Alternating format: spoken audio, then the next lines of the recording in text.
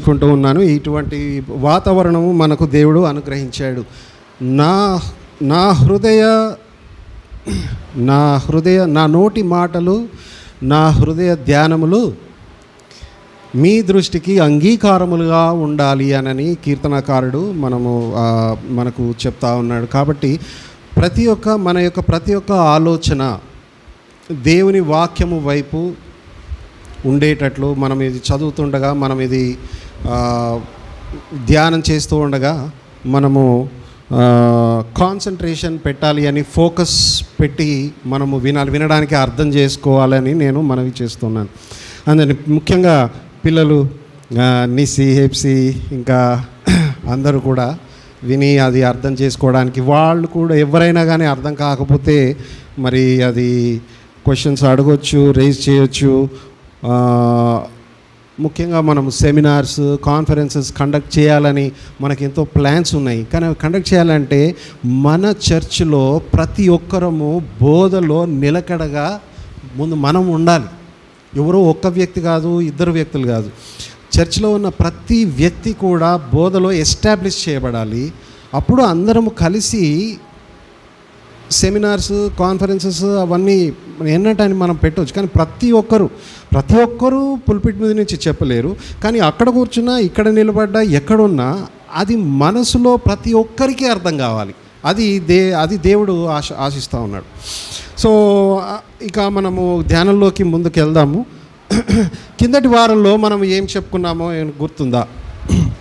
ఈలోగా నేను రాస్తాను. కిందటి వారంలో మనం ఏం చెప్పుకున్నాము? ఏమైనా క్వశ్చన్స్ వేసామా మనము కిందటి వారంలో?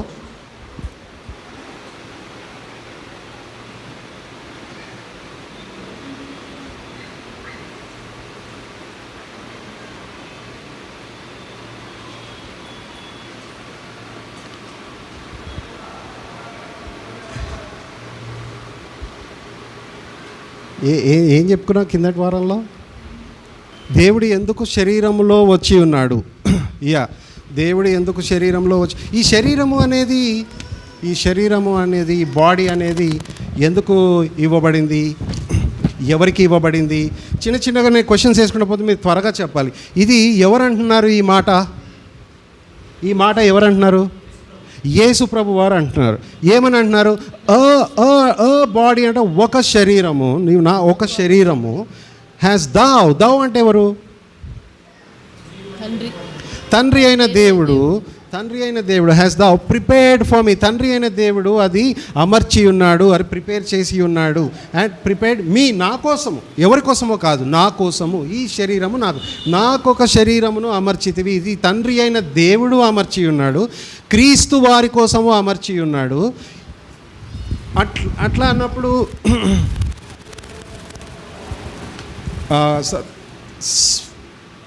సన్ యాజ్ ఈ శరీరం దేనికోసము?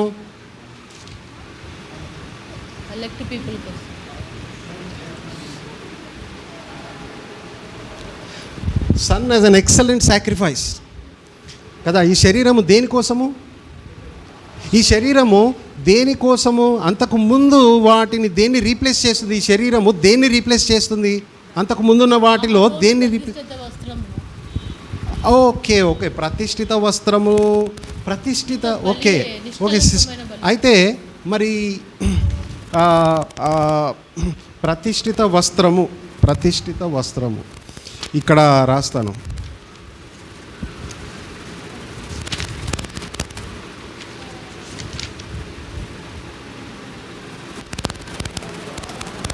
ప్రతిష్ఠిత వస్త్రము తర్వాత ఇంకొకటి చెప్పుకున్నాం కదా. ఇప్పుడు సన్నది సాక్రిఫైస్ అంటే ఏంటి? ఎన్నో కోణాల నుంచి చూస్తూ ఉన్నాము. క్రీస్తే నా బలి, క్రీస్తే నా బలిపీఠము, అన్ని క్రీస్తే నా రాజు, క్రీస్తే ఒక పరిచారకుడిగా వచ్చాడు. ఇవన్నీ కూడా మనం చూస్తూ ఉన్నాం. అందులో సన్ యాజ్ అ సాక్రిఫైస్ అంటే ఇది ఎక్సలెంట్ సాక్రిఫైస్ అంటే శ్రేష్టమైన బలియాగముగా తన శరీరమును అర్పించుకున్నాడు. ఈ శ్రేష్టమైన బలియాగము దేన్ని రీప్లేస్ చేసింది? ఎడ్ల యొక్కయు మేకల యొక్క రక్తము. అందులో ఇంపర్ఫెక్షన్ ఏంటి? అవి మన పాపములను కడగలేవు కాబట్టి, నాకు శుద్ధి హృదయము ఇవ్వలేవు కాబట్టి, ఏటేటా నేను చేసిన పాపములు ఏటేటా నాకు గుర్తు వస్తాయి కాబట్టి సంపూర్ణ సిద్ధి కలుగ చేయలేవు. కాబట్టి all these are the insufficiencies and imperfections ఏంటి? ఒకటి, సంపూర్ణ సిద్ధి కలుగ చేయలేవు. తర్వాత ఇంకోటి, ఏటేటా ద రిమెంబరెన్స్ ఆఫ్ సిన్ ఉంది.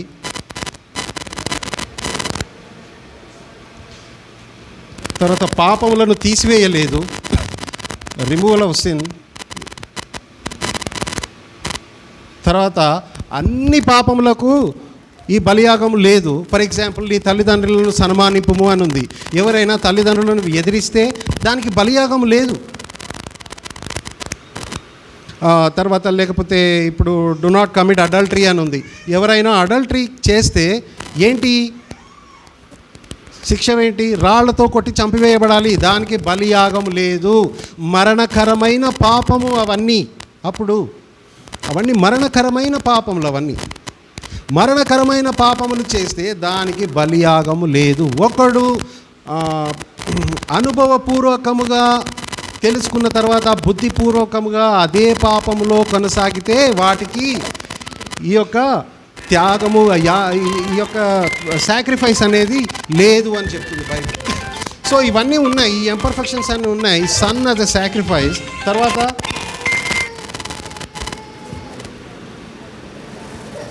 సన్ యాజ్ అ నాకు నా చెవులు, నీవు నాకు చెవులు నిర్మించి ఉన్నావు.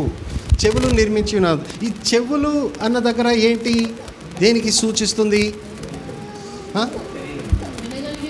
చెవులు శరీరము. ఇంకా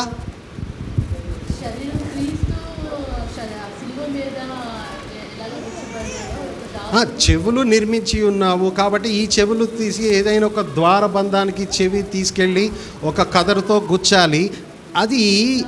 అది ఛాయగా ఉంటే, అది నీడగా ఉంటే పదార్థం ఏంటి? సబ్స్టెన్స్ ఏంటి? క్రీస్తు సిలువ. ఇంకా ఎవరైనా ఉన్నారా? ప్రకాష్ మీరు చెప్తున్నారు.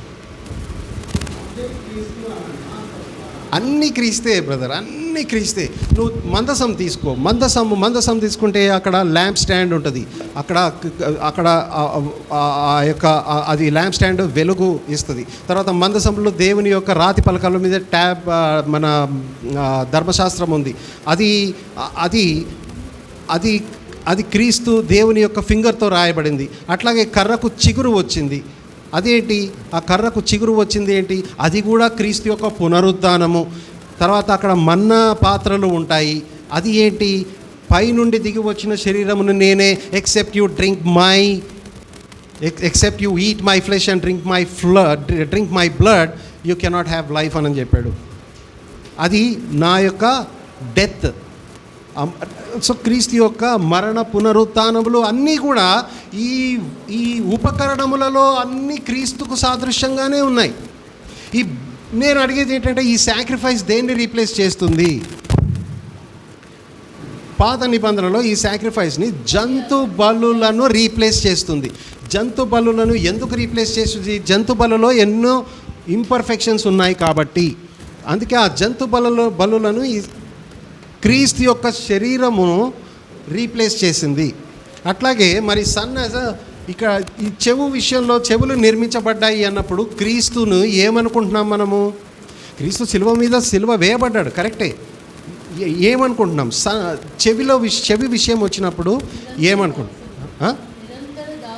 నిరంతర దట్ ఈస్ ఎగ్జాక్ట్, అది కీవర్డ్. అది నిరంతర దాసుడు, నిరంతర పరిచారకుడు. సన్ యాజ్ అ సర్వెంట్, నిరంతర దాసుడు అనుకుందాం. ఓకే. మరి ఈ వస్త్రంకు శరీరమునకు ఏదైనా ఉందా? ఇప్పుడు సిస్టర్ ప్రతిష్ఠిత వస్త్రము అని అన్నది, అది ఏం సూచిస్తుంది? యాజకత్వానికి సూచిస్తుంది. క్రీస్తు యొక్క మహాయాజకత్వానికి సూచిస్తుంది. కాబట్టి son as a high priest. ఈ high priest what is the can you compare the difference between the new testament లో ఉన్న ఈ కొత్త నిబంధన మహాయాజకత్వానికి పాత నిబంధనలో ఉన్న మహాయాజకత్వానికి? పాత నిబంధనలో మహాయాజకత్వం అని అనలేము, ఎందుకంటే అన్ని ఇంపర్ఫెక్షన్స్తో ఉన్నాయి కాబట్టి. పాత నిబంధనలో ఉన్న యాజకత్వానికి కొత్త నిబంధనలో ఉన్న యాజకత్వానికి ఏమిటి? ఇది కూడా నిరంతర యాజకత్వము. నిరంతర యాజకత్వం నిరంతరమా లేకపోతే ఏంటి? క్రీస్తు మీద శిలువ మీద చనిపోతే అయిపోయిందా? ఎట్లా నిరంతరం అని చెప్తున్నావు?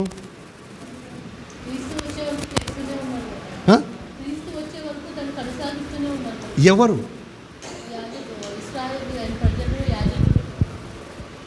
యాజకులు కొనసాగించాలా బ్రదర్? ఈ యాజకత్వం ఎవరు కొనసాగించాలి? నిరంతరం క్రీస్తు కొనసాగించాలి. ఎక్కడుంది వాక్యము? హెబ్రీలకు రాసిన పత్రిక 7వ అధ్యాయము 25వ వచనము చదువుతారా ఎవరైనా? హెబ్రీలకు రాసిన పత్రిక 7వ అధ్యాయం 25వ. నిరంతర యాజకత్వము, నిరంతర దాసుడు. ఇదేంది? ఫిలిపియన్స్ 2:7. ఇది హీబ్రూస్ ఎక్సలెంట్ సాక్రిఫైస్. దీనికి కూడా ఒక వచనం రెఫరెన్స్ ఇవ్వండి. ఈజ్ అన్ ఎక్సలెంట్ సాక్రిఫైస్ అని చెప్పబడుతుంది, చెప్తాడు హీబ్రూస్లో. చెప్పండి సిస్టర్. 7:25 బ్రదర్. Yeah, Hebrews 7:20. ఈయన తన ద్వారా దేవుని యొద్దకు వచ్చువారి పక్షమున విజ్ఞాపనము చేయుటకు నిరంతరము జీవించుచున్నాడు గనుక వారిని సంపూర్ణముగా రక్షించుటకు శక్తిమంతుడై ఉన్నాడు. పవిత్రుడును నిర్దోషియు నిష్కలశుడును పాపులలో చేరక ప్రత్యేకముగా ఉన్నవాడును ఆకాశ మండలము కంటే మిక్కిలి ఎచ్చువాడనైన ఇట్టి ప్రధాన యాజకుడు మనకు సరిపోయినవాడు. ఇట్టి ప్రధాన యాజకుడు మనకు సరిపోయినవాడు, నిరంతరమును జరిగించువాడు అనేది కూడా ఉంది అక్కడ. He ever liveth to make intercession for us. He ever liveth to make intercession for us. So ఈ నిరంతర యాజకత్వము, నిరంతర దాసుడు. 27లో ఉంది. 27లో ఉందా? ధర్మశాస్త్రము బలహీనత గల మనుషులను యాజకులుగా నియమించును గాని ధర్మశాస్త్రమునకు తరువాత వచ్చిన ప్రమాణపూర్వకమైన వాక్యము నిరంతరమును సంపూర్ణ సిద్ధి పొందిన కుమారుని నియమించెను గనుక ఈయన ఆ ప్రధాన యాజకుల వలె మొదట తన సొంత పాపముల కొరకు తరువాత ప్రజల పాపముల కొరకు దినదినము బళ్లను అర్పింపవలసిన అవసరము గలవాడు కాడు.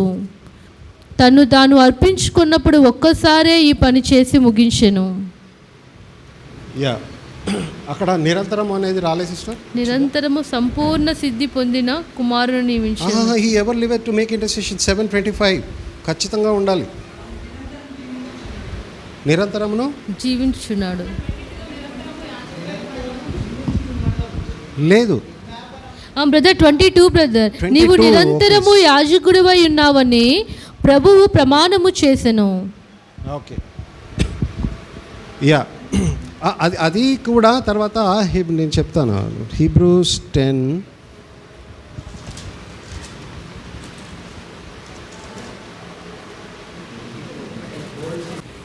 Hebrews 7:25. Wherefore he is able also to save. Okay, Hebrews 7:25 చదువుతున్నా. Wherefore he is able also to save them to the uttermost that come unto God by him, seeing he ever liveth to make intercession for them. నేను మొదట చెప్పిందే correct. Hebrews 7:22 or 25? Okay, 25. కుమారుడై ఉన్న దేవుడు ఏ విధంగా వస్తున్నాడు? Okay, పాత నిబంధనల కాలంలో ఏవైతే బలులు ఇచ్చారో దాన్ని రీప్లేస్ చేసినట్టుగా ఈ యొక్క శ్రేష్టమైన తన యొక్క శరీరమును శ్రేష్టమైన బలిగా తను తీసుకొస్తున్నాడు. తర్వాత ఒక దాసుడుగా వచ్చాడు. ఫిలిపియన్స్ 2:7లో దాసుడుగా వచ్చాడు. తర్వాత కుమారుడై ఉన్న దేవుడు ఒక మహాయాజకుడుగా వచ్చాడు. తర్వాత ఇంకేంటి? ఈ ప్రతిష్ఠిత వస్త్రము, ఇవి ఆలోచిద్దాం. సన్నది తర్వాత ఇంకే విధంగా చెప్పుకున్నాం మనము. ఈ బాడీ, శరీరము, ఈ తండ్రి అయిన దేవుడు ఈ శరీరమును అమర్చాడు. మరి ఈ శరీరము ఇంకా ఏ విధంగా మనం చెప్పుకున్నాము? ఇంకా కొన్ని మిస్ అయినా ఇంకా ఈ శరీరము, క్రీస్తు యొక్క శరీరం అంటే ఎవరు? సంఘము, రైట్? మొదట దేవుడు క్రీస్తును ఎన్నుకున్నాడు. క్రీస్తుని ఎన్నుకున్నాడా లేదా? కుమారుడై ఉన్న దేవుడు కదా. ఎందుకు ఎన్నుకున్నాడు? దేనికి ఎన్నుకున్నాడు? ఏ రోల్లో ఎన్నుకున్నాడు? దేవుని కుమారుడై ఉన్న దేవుని రోల్లో ఎన్నుకుంటే ఆ కుమారుడై ఉన్న దేవుని రోల్లో ధర్మశాస్త్రమును వినాల్సిన అవసరత ఏముంది? కాబట్టి ఏ రోల్లో ఎన్నుకున్నాడు? కాగా హెబ్రీయులకు రాసిన పత్రిక 10వ అధ్యాయము, కాగా ఆయన ఈ లోకమునకు వచ్చినప్పుడు, ఆయన ఈ లోకమునకి ఏ విధంగా వచ్చాడు? కుమారుడై ఉన్న దేవుడిగా వచ్చాడా, లేకపోతే మనుష్య కుమారుడిగా వచ్చాడు? కాబట్టి son as a son of man, right? మనుష్య కుమారుడిగా, hypostatic union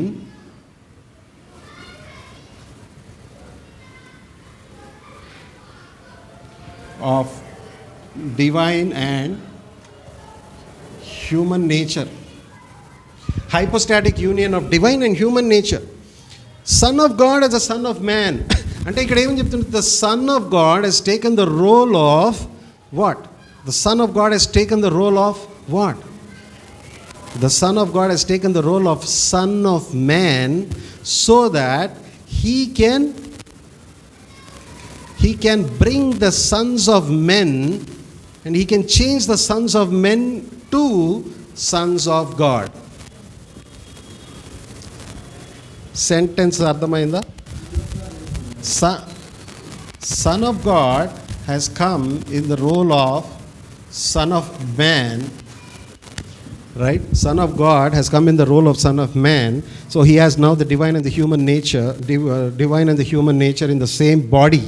We are talking about the body. In the same body, the body has both divine and the human nature, so that the sons of men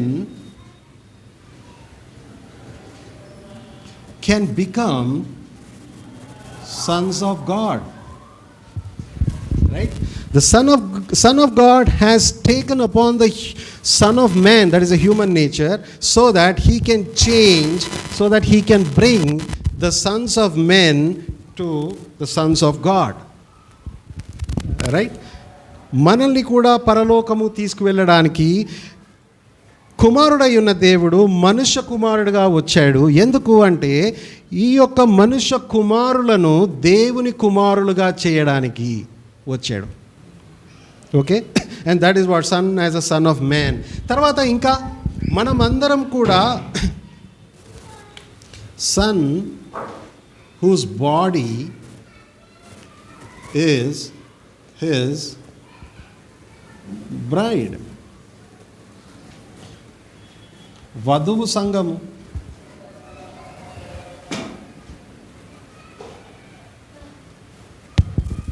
వధువు సంఘము తండ్రి అయిన దేవుడు ఏ శరీరం అయితే అమర్చాడో, ఇక్కడ రెండు విషయాలు. క్రీస్తు తన సొంత శరీరము ఉంది, అదే శరీరము అలంకారప్రాయంగా సంఘముగా కూడా చూపిస్తూ ఉన్నాడు బైబిల్. ఓకే, తన సొంత శరీరము ఉంది. వింటున్నారా? ఈ యొక్క తండ్రి అయిన దేవుడు ఈ శరీరము, క్రీస్తుకు యొక్క శరీరము, తన సొంత శరీరము ఉంది. అది శరీరము అలంకారప్రాయంగా, సాదృశ్యపరంగా అది వధువు సంఘము అనేది కూడా మనము చెప్తా ఉన్నాం. వధువు సంఘం అంటే ఏంటి? ఫస్ట్ దేవుడు కుమారుడై ఉన్న దేవుణ్ణి మనుష్య కుమారుడుగా ఎలెక్ట్ చేసుకున్నాడు ఫస్ట్. ఎక్కడుంది ఇది? ఈ వాక్యం ఎక్కడుంది? యెషయా 42వ అధ్యాయము 1వ వచనం చదువుతారా? యెషయా 42 1వ వచనం.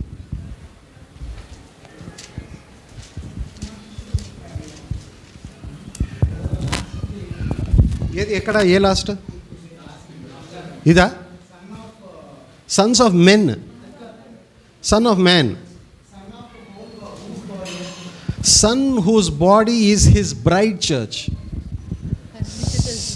Sun whose body is his bride church. Bride church అంటే వధువు సంఘము. వధువు సంఘము అంటే ఏంటి?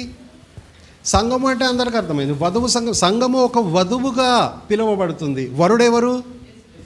యేసుక్రీస్తు వరుడు, సంఘము వధువు. మరి సంఘము యొక్క శరీరము కుమారుడి యొక్క శరీరము సంఘమే అని ఏ విధంగా దేన్ని బట్టి చెప్పగలుగుతాను? సిస్టర్ మీద అది యెషయా 42 ఫస్ట్ చాప్టర్ చదువు. ఇదిగో నేను ఆదుకొను నా సేవకుడు, నేను ఏర్పరచుకొనిన వాడు, నా ప్రాణమునకు ప్రియుడు, అతని యందు నా ఆత్మను ఉంచి ఉన్నాను, అతడు అన్యజనులకు న్యాయము కనుపరచును. చాలు సిస్టర్. ఫస్ట్ ఇజ్రాయెల్ నేను ఆదుకొను నా సేవకుడు, నేను ఏర్పరచుకున్నవాడు, నేను ఏర్పరచుకున్నవాడు, మైన్ ఎలెక్టెడ్ అంటున్నాడు. ఏర్పరచుకున్నాడు. మనందరినీ ఏర్పరచుకునే ముందు తండ్రి అయిన దేవుడు క్రీస్తును ఏర్పరచుకున్నాడు. ఏ విధంగా ఏర్పరచుకున్నాడు? సన్ ఆఫ్ మ్యాన్ గా నియమించాడు. Son of God already son of God దేవుడు ఆల్రెడీ ఉన్నాడు, ఉన్నవాడై ఉన్నాడు, అనువాడనై ఉన్నాడు. పాత నిబంధన కాలంలో హాగర్కు కనబడి ఎవరు కనబడ్డారు? The angel of the Lord, the theophanic manifestation. ఏంటి? క్రీస్తు వారే ఒక దూతగా కనపడ్డారు. కుమారుడై ఉన్న దేవుడు, త్రిత్వంలో రెండవ వ్యక్తి అయిన దేవుడు ఒక దూతగా తను తాను ప్రత్యక్షపరచుకున్నాడు. థియోఫెనిక్ మేనిఫెస్టేషన్. అట్లాగే అబ్రహాము దగ్గరికి వచ్చినప్పుడు కూడా the lord appear to Abraham. అక్కడ మళ్ళీ యేసుక్రీస్తు థియోఫెనిక్ మేనిఫెస్టేషన్.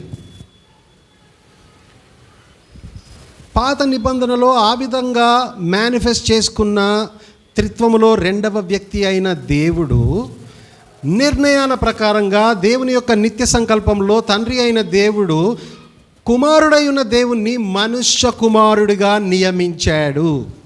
ఓకే, మనుష్య కుమారుడిగా నియమించాడు. ఇది అర్థం చేసుకోవాలి.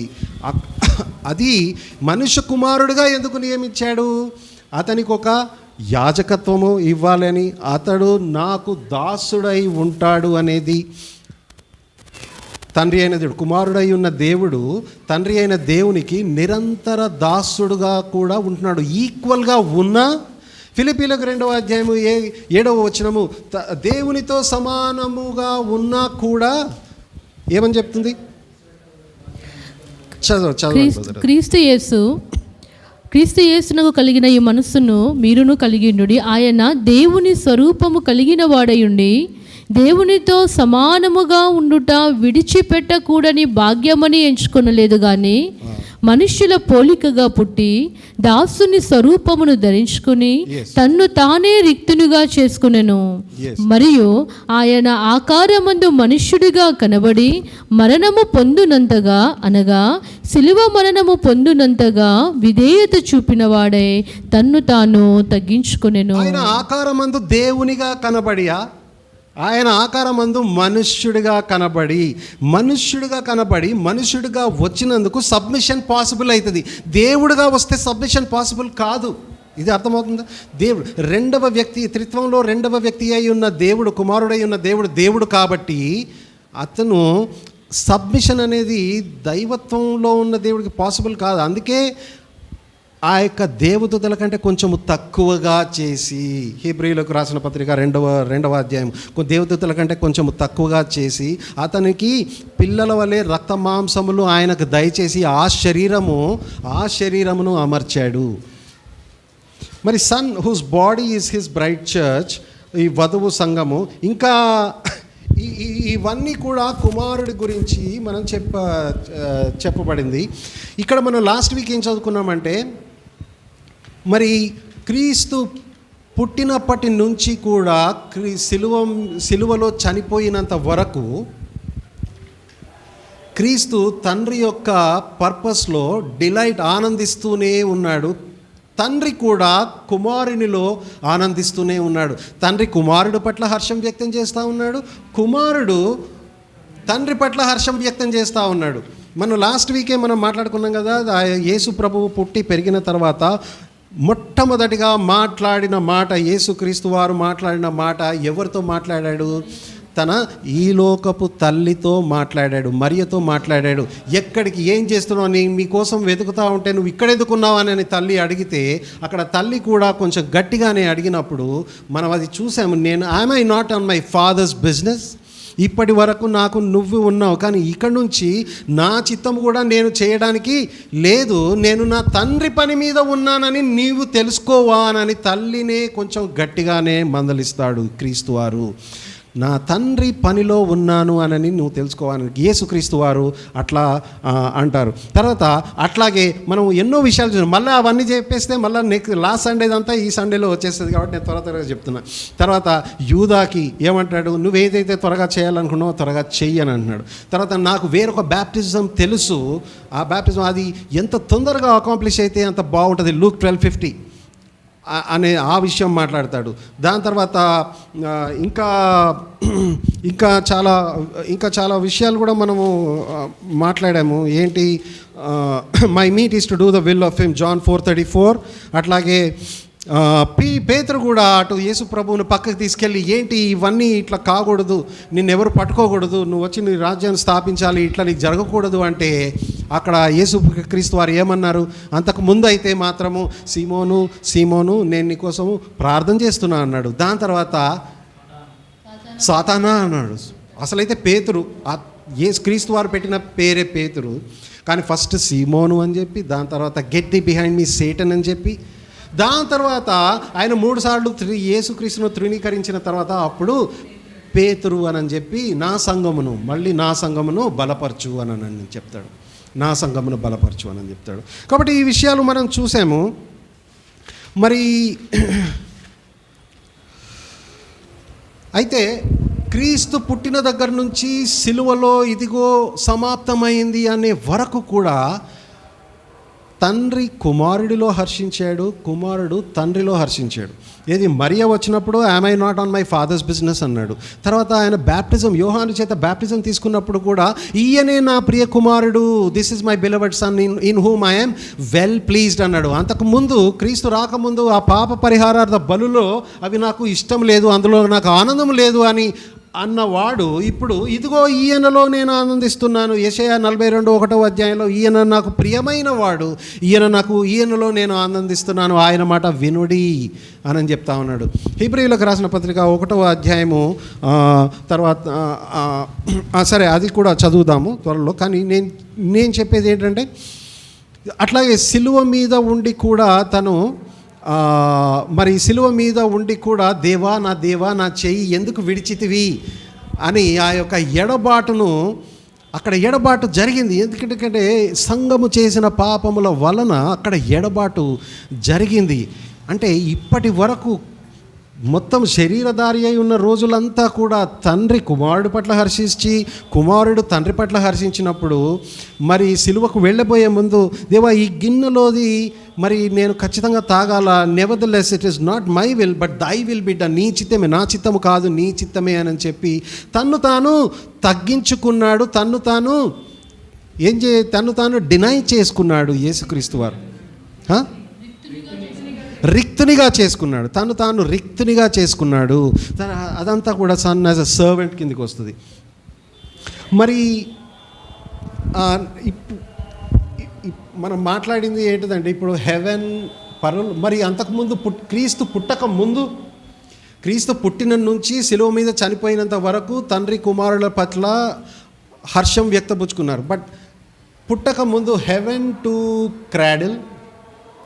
క్రాడిల్ అంటే మేంజర్, పశువుల పాకలో పుట్టాడు కదా, అక్కడి నుంచి తర్వాత cradle to cross, again from cross to cradle to cross మనం చూసాం కదా. క్రాడిల్ టు క్రాస్, క్రాడిల్ అంటే ఏంటి, బేబీని ఆ ఉయ్యాల తొట్టిలో పశువుల పాకలో పడుకోబెట్టినప్పుడు అది అక్కడి నుంచి కూడా నా కోసము ధర్మశాస్త్రముని తూచా తప్పకుండా ఖచ్చితంగా నిర్వర్తించాడు క్రీస్తు వారు. క్రాడిల్ టు క్రాస్, తూచా తప్పకుండా క్రీస్తు వారు ధర్మశాస్త్రంలో ఉన్న ప్రతిదీ కూడా నిర్వర్తించాడు. అది నాకు వర్తిస్తుంది, సంఘమునకు ఇవ్వబడుతుంది, ఆ క్రెడిట్ సంఘమునకు ఇచ్చాడు.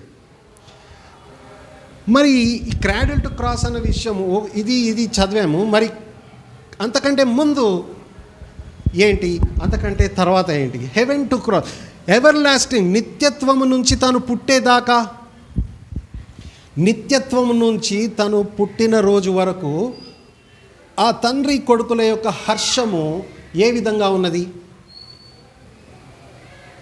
ఏ విధంగా ఉంది తండ్రి కొడుకుల హర్షం? ప్రావర్బ్స్ 8 చదువుతారా?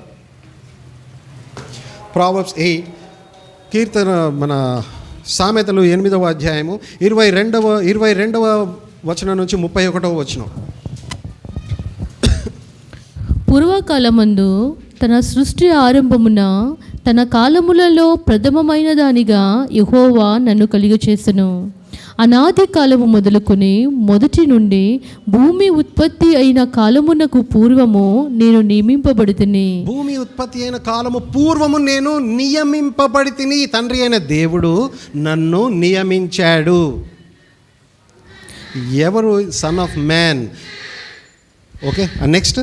ప్రవాహ జలములు లేనప్పుడు, నీళ్లతో నిండిన ఊటలు లేనప్పుడు నేను పుట్టితిని.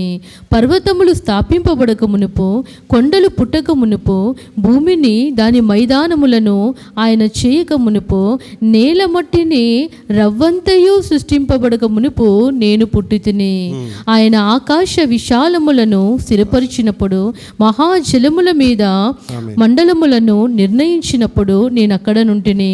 ఆయన పైన ఆకాశమును స్థిరపరిచినప్పుడు, జలధారలను ఆయన బిగించినప్పుడు, జలములు తమ సరిహద్దులు మీరకుండునట్లు ఆయన సముద్రమునకు పొలిమెరలను ఏర్పరిచినప్పుడు, భూమి యొక్క పునాదులను నిర్ణయించినప్పుడు, నేను ఆయన యొద్ద ప్రధాన శిల్పినై అనుదినము సంతోషించుచు నిత్యము ఆయన సన్నిధిని ఆనందించుచూ నుంటిని. నిత్యము ఆయన సన్నిధి. ఇక్కడ చూడండి, తండ్రి కుమారుల మధ్యలో హర్షము.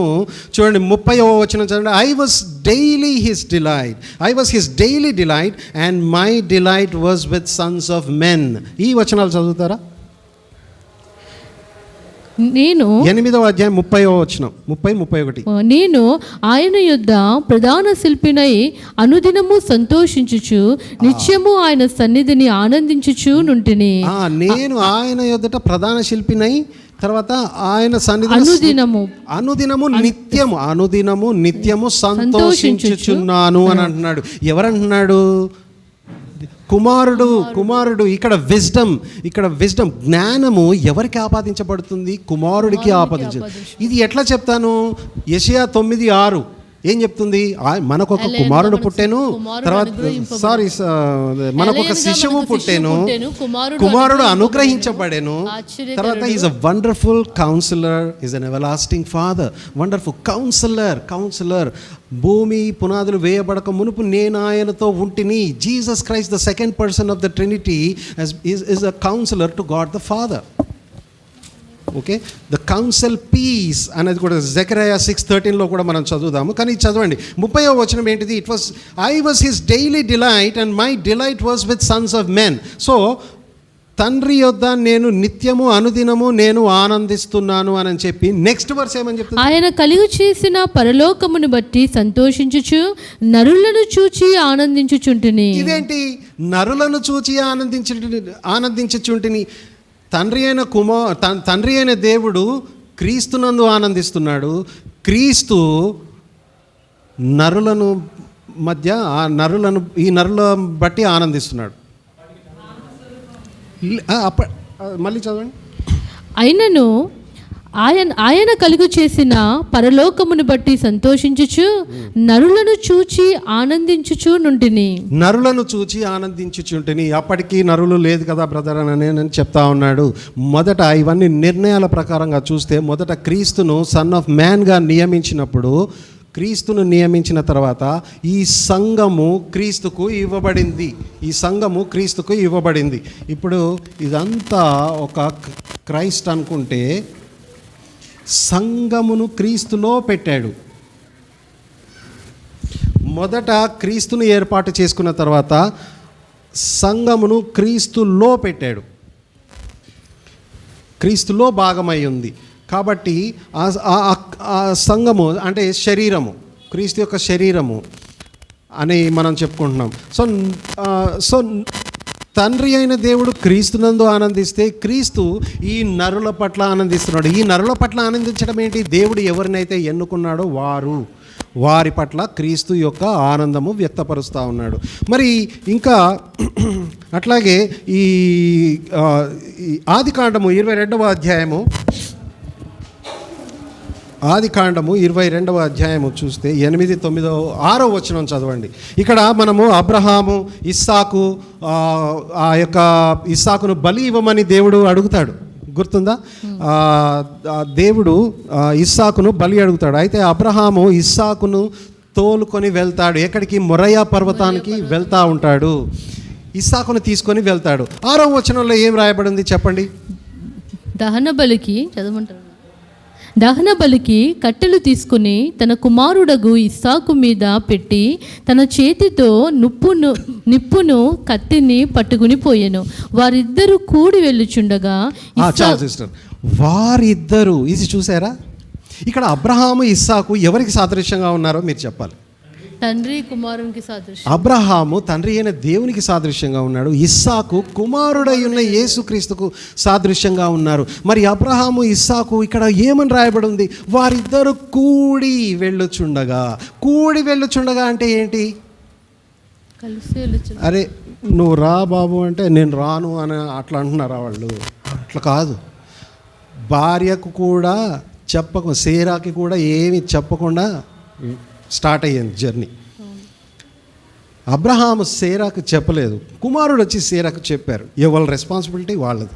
ఓకే, భార్యకి చెప్పాలి, కానీ భార్య కంటే ఎక్కువగా దేవుణ్ణి ప్రేమించాలి. కాబట్టి దేవుడు ఇవ్వమన్నది అబ్రహాము ఇవ్వడానికి ఆల్రెడీ రెడీ అయిపోయాడు.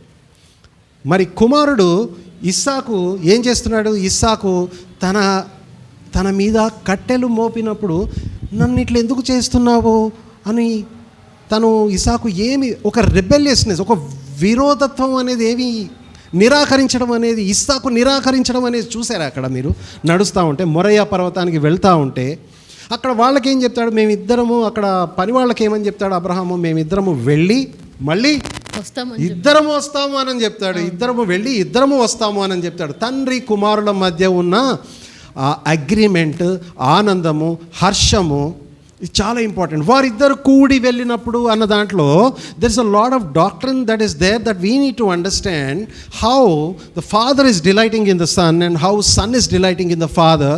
There is no such sort of any rejection from the son. He is obedient even to the point of death. మరణము పొందినంత వరకు కుమారుడు విధేయత చూపించాడు. ఏ కుమారుడు? ఇస్సాకుకు సాదృశ్యంగా ఉన్న ఇస్సాకు సబ్స్టెన్స్, పదార్థంగా వచ్చిన క్రీస్తు వారు ఇద్దరు కూడా మరణము పొందువంత వరకు విధేయత కనబరిచారు. తల మీద కట్టెలు పెట్టారు, ఇంకా వెళ్తూ ఉన్నారు. 8వ వచనం చదవండి సిస్టర్. అబ్రహాము, నా కుమారుడా, దేవుడే దహన బలికి గొర్రె పిల్లను చూచుకొనని చెప్పెను. దేవుడే దహన బలికి గొర్రె పిల్లను ఇచ్చును అని చెప్పాడు. దేవుడు బ్రదర్స్ అండ్ సిస్టర్స్, ప్రతిదీ కూడా దేవుడు అనుగ్రహిస్తాడు. నమ్ముతారా మీరు? ప్రతిదీ కూడా, చిన్న విషయం నుంచి పెద్ద విషయం వరకు ప్రతిదీ కూడా అనుగ్రహించే దేవుడు. ఏమంటాము? అనుగ్రహించే దేవుడు ఏమంటాం? He is a provider. Jehovah, మీరు చెప్పాలి, మై ప్రొవైడర్ ఒక title. Jehovah Jireh, my provider. యెహోవా ఈరే అని ఇక్కడనే కదా వచ్చింది. ఎట్లా? ఇస్సాకును బలి ఇచ్చేటప్పుడు ఏమవుతుంది? సరే 8వ వచనం ఇప్పుడు చదవండి. అబ్రహాము, నా కుమారుడా, దేవుడే దహన బలికి గొర్రె పిల్లను చూచుకొనని చెప్పెను. అలాగూ వారిద్దరు కూడి వెళ్ళి, మళ్ళీ 9వ వచనంలో మళ్ళీ వాళ్ళిద్దరు కూడి, ఏంటి మనం దీనికి బట్టి మనం అర్థం చేసుకోవాలి కదా. వాళ్ళిద్దరు కూడి వెళుతున్నప్పుడు అని అంటే తండ్రి చెప్పిన మాట కొడుకు వింటున్నాడు. కష్టమైన పని అయినా కొడుకు చెప్పిన దాంట్లో తండ్రి హర్షిస్తున్నాడు. వీరిద్దరి మధ్యలో ఆనందము ఉంది, అగ్రిమెంట్ ఉంది, హర్షము ఉంది వీరిద్దరి మధ్యలో. అదే నేనేమంట, అన్ని కష్టాలు నాకే రావాలా అని నేను కంప్లైంట్ చేస్తాను. There is no such thing of a complaining spirit అనేది ఏమీ లేదు వీళ్ళిద్దరి మధ్య. వాళ్ళిద్దరు కూడి నడుచుచుండగా అనేది that was really that blew up my mind actually. అట్లాగే జెకరియా జకర్యా 6వ అధ్యాయము 13వ వచనం చదవండి.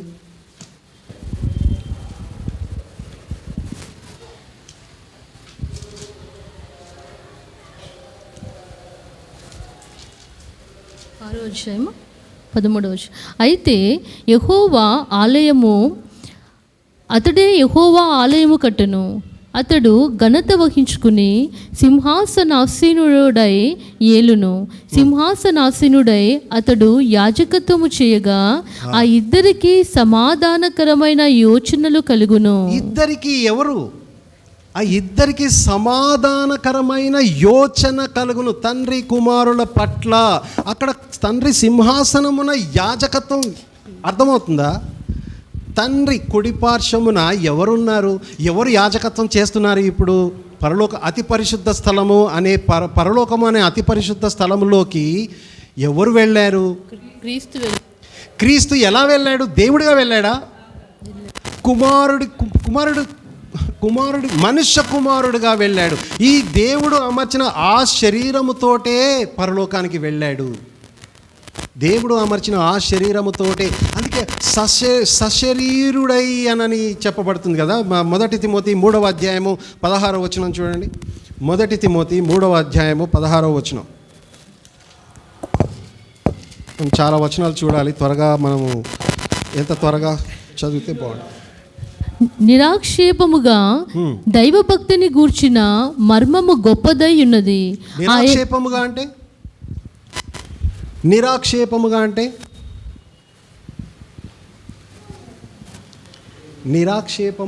ఏంటి? Without any question, without any doubt, without any. ఎవరికైనా ఆక్షేపము ఉందా? పెళ్ళికి ముందు 3 వారాల ముందు అనౌన్స్మెంట్ చేస్తారు, ఈ అబ్బాయి ఈ అమ్మాయిని చేసుకుంటున్నారు. ఎవరికైనా ఆక్షేపము ఉందా? No objection. Without controversy, without question, without controversy. Great is the mystery of godliness. Great is the mystery of godliness. ఇది మిస్టరీ. ట్రినిటీ అనేది మిస్టరీ. హెప్సీ ఉందా? ట్రినిటీ అనేది మిస్టరీ. వింటున్నావా తల్లి? ట్రినిటీ అనేది మిస్టరీ. అది చదవండి. దేవుడు సశరీరుడుగా, చూడు, నిరాపేక్షముగా దైవభక్తిని గూర్చిన మర్మము గొప్పదై ఉన్నది. ఆయన శరీరుడుగా ప్రత్యక్షుడయ్యను, ఆత్మ విషయమున నీతిపరుడని తీర్పునొందెను, దేవదూతలకు కనబడెను, రక్షకుడని జనములలో ప్రకటింపబడెను, లోకమందు నమ్మబడెను, ఆరోహణుడై తేజోమయుడయ్యను. ఎవరి గురించి రాయబడింది ఇది? క్రీస్తు కోసం. క్రీస్తు గురించి రాయబడింది. ఆయన ఆరోహణుడై తేజోమయుడై. ఓకే. ఆయన శరీరుడుగా ప్రత్యక్షుడయ్యను. ఆయన శరీరుడుగా ప్రత్యక్షుడాయను. A body has thou prepared for me. తండ్రి అయిన దేవుడు శరీరమును అమర్చి ఉన్నాడు. ఆ శరీరములో ప్రత్యక్షపరచబడ్డాడు. ఆ శరీరములో ప్రత్యక్షపరచబడ్డాడు. ఆ శరీరములో ప్రత్యక్షపరచబడ్డాడు. In the form of taking the form of a servant. ఆ శరీరంలో ప్రత్యక్షపరచబడ్డాడు. సశరీరుడుగాను ఉండాలి. మరి శరీరుడుగా అని బ్రదర్, ఆయన శరీరుడుగా ప్రత్యక్షుడయ్యాను. రైట్. Thank you. అదే ఫస్ట్ శరీరుడుగా అని వినపడితే ఆయన సశరీరుడుగా ప్రత్యక్షమైనాడు. అంతేనా సిస్టర్? అంతే బ్రదర్. ఓకే. అయితే ఇంకా మనం ఏం చెప్తున్నాము మరి? హెవెన్ టు క్రాడిల్, ప్రావర్బ్స్ 8:31-32లో ఏం చెప్తున్నాము? అతను క్రీస్తు వారు భూమి మీదకి రాక మునుపు కూడా దేవుడు ఏ నిర్ణయాలు అయితే పెట్టాడో, దేవుని చిత్తం ఏదైతే ఉందో ఆ చిత్తము కోసమే క్రీస్తు వారు ఎంతో ఆసక్తికరంగా అక్కడ వేచి చూస్తున్నారు అనేది మనం చెప్పొచ్చు. ప్రావర్బ్స్ 8:30-31 ఏంటి? I was his daily delight and my delight was with Sons of men. Right? Christ's heart was more set upon the redemption of his people than all other works. తన సంఘము యొక్క విమోచన అనేది ప్రయారిటీ 1 క్రీస్తుకి. దేవుడు రాసిపెట్టిన యొక్క చిత్తము కూడా అదే. దేవుడు రాసిపెట్టిన చిత్తము కూడా అదే.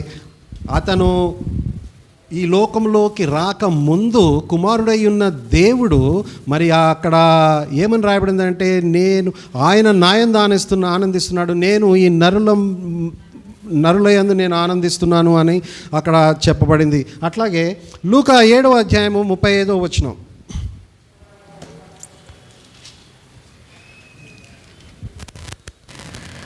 అయినను జ్ఞానము జ్ఞానమని దాని సంబంధులందరిని బట్టి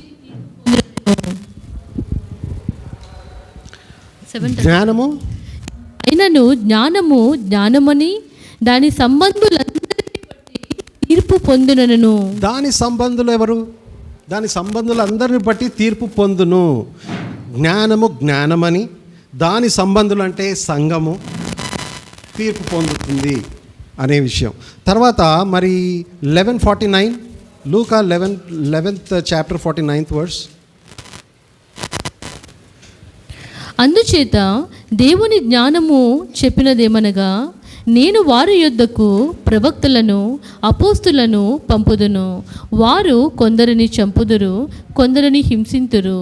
కాబట్టి లోకము పుట్టినది మొదలుకుని, అనగా హేబేలు రక్తము మొదలుకుని బలిపీఠమునకును మందిరమునకును మధ్యను నశించిన జకర్యా రక్తము వరకు చిందింపబడిన ప్రవక్తల అందరి రక్తము నిమిత్తము ఈ తరము వారు విచారింపబడుదురు. నిశ్చయముగా ఈ తరము వారు ఆ రక్తము నిమిత్తము విచారింపబడుదురని మీతో చెప్పుచున్నాను. వారందరూ విచారింపబడుతారు. ప్రవక్తలను ఎంతో మందిని పంపిస్తా ఉన్నాను అని వాళ్ళనందరినీ పంపించిన తర్వాత క్రీస్తును కూడా పంపించాడు. ఆ క్రీస్తు యొక్క త్యాగమును బట్టి మరి వీళ్ళందరూ కూడా విచారింపబడతారు అని మనము అర్థం చేసుకోవాలి. అట్లాగే మరి 1 పేతురు 1వ అధ్యాయము 11వ వచనం 11-12 చదవండి. మీకు కలుగు ఆ కృపను గూర్చి ప్రవచించిన ప్రవక్తలు ఈ రక్షణను గూర్చి పరిశీలించుచు తమ యందున్న క్రీస్తు ఆత్మ క్రీస్తు విషయమైన శ్రమలను గూర్చియు వాటి తరువాత కలుగబోవు మహిమలను గూర్చియు ముందుగా సాక్ష్యం ఇచ్చినప్పుడు ఆ ఆత్మ ఏ ఎట్టి కాలమును సూచించుచూ వచ్చునో దానిని విచారించి పరిశోధించిరి. పరలోకము నుండి పంపబడిన పరిశుద్ధాత్మ వలన మీకు సువార్త ప్రకటించిన వారి ద్వారా మీకిప్పుడు తెలుపబడిన ఈ సంగతుల విషయమై తమ కొరకు కాదు గాని మీ కొరకే తాము పరిచర్య చేసిరని సంగతి వారికి బయలుపరచబడెను.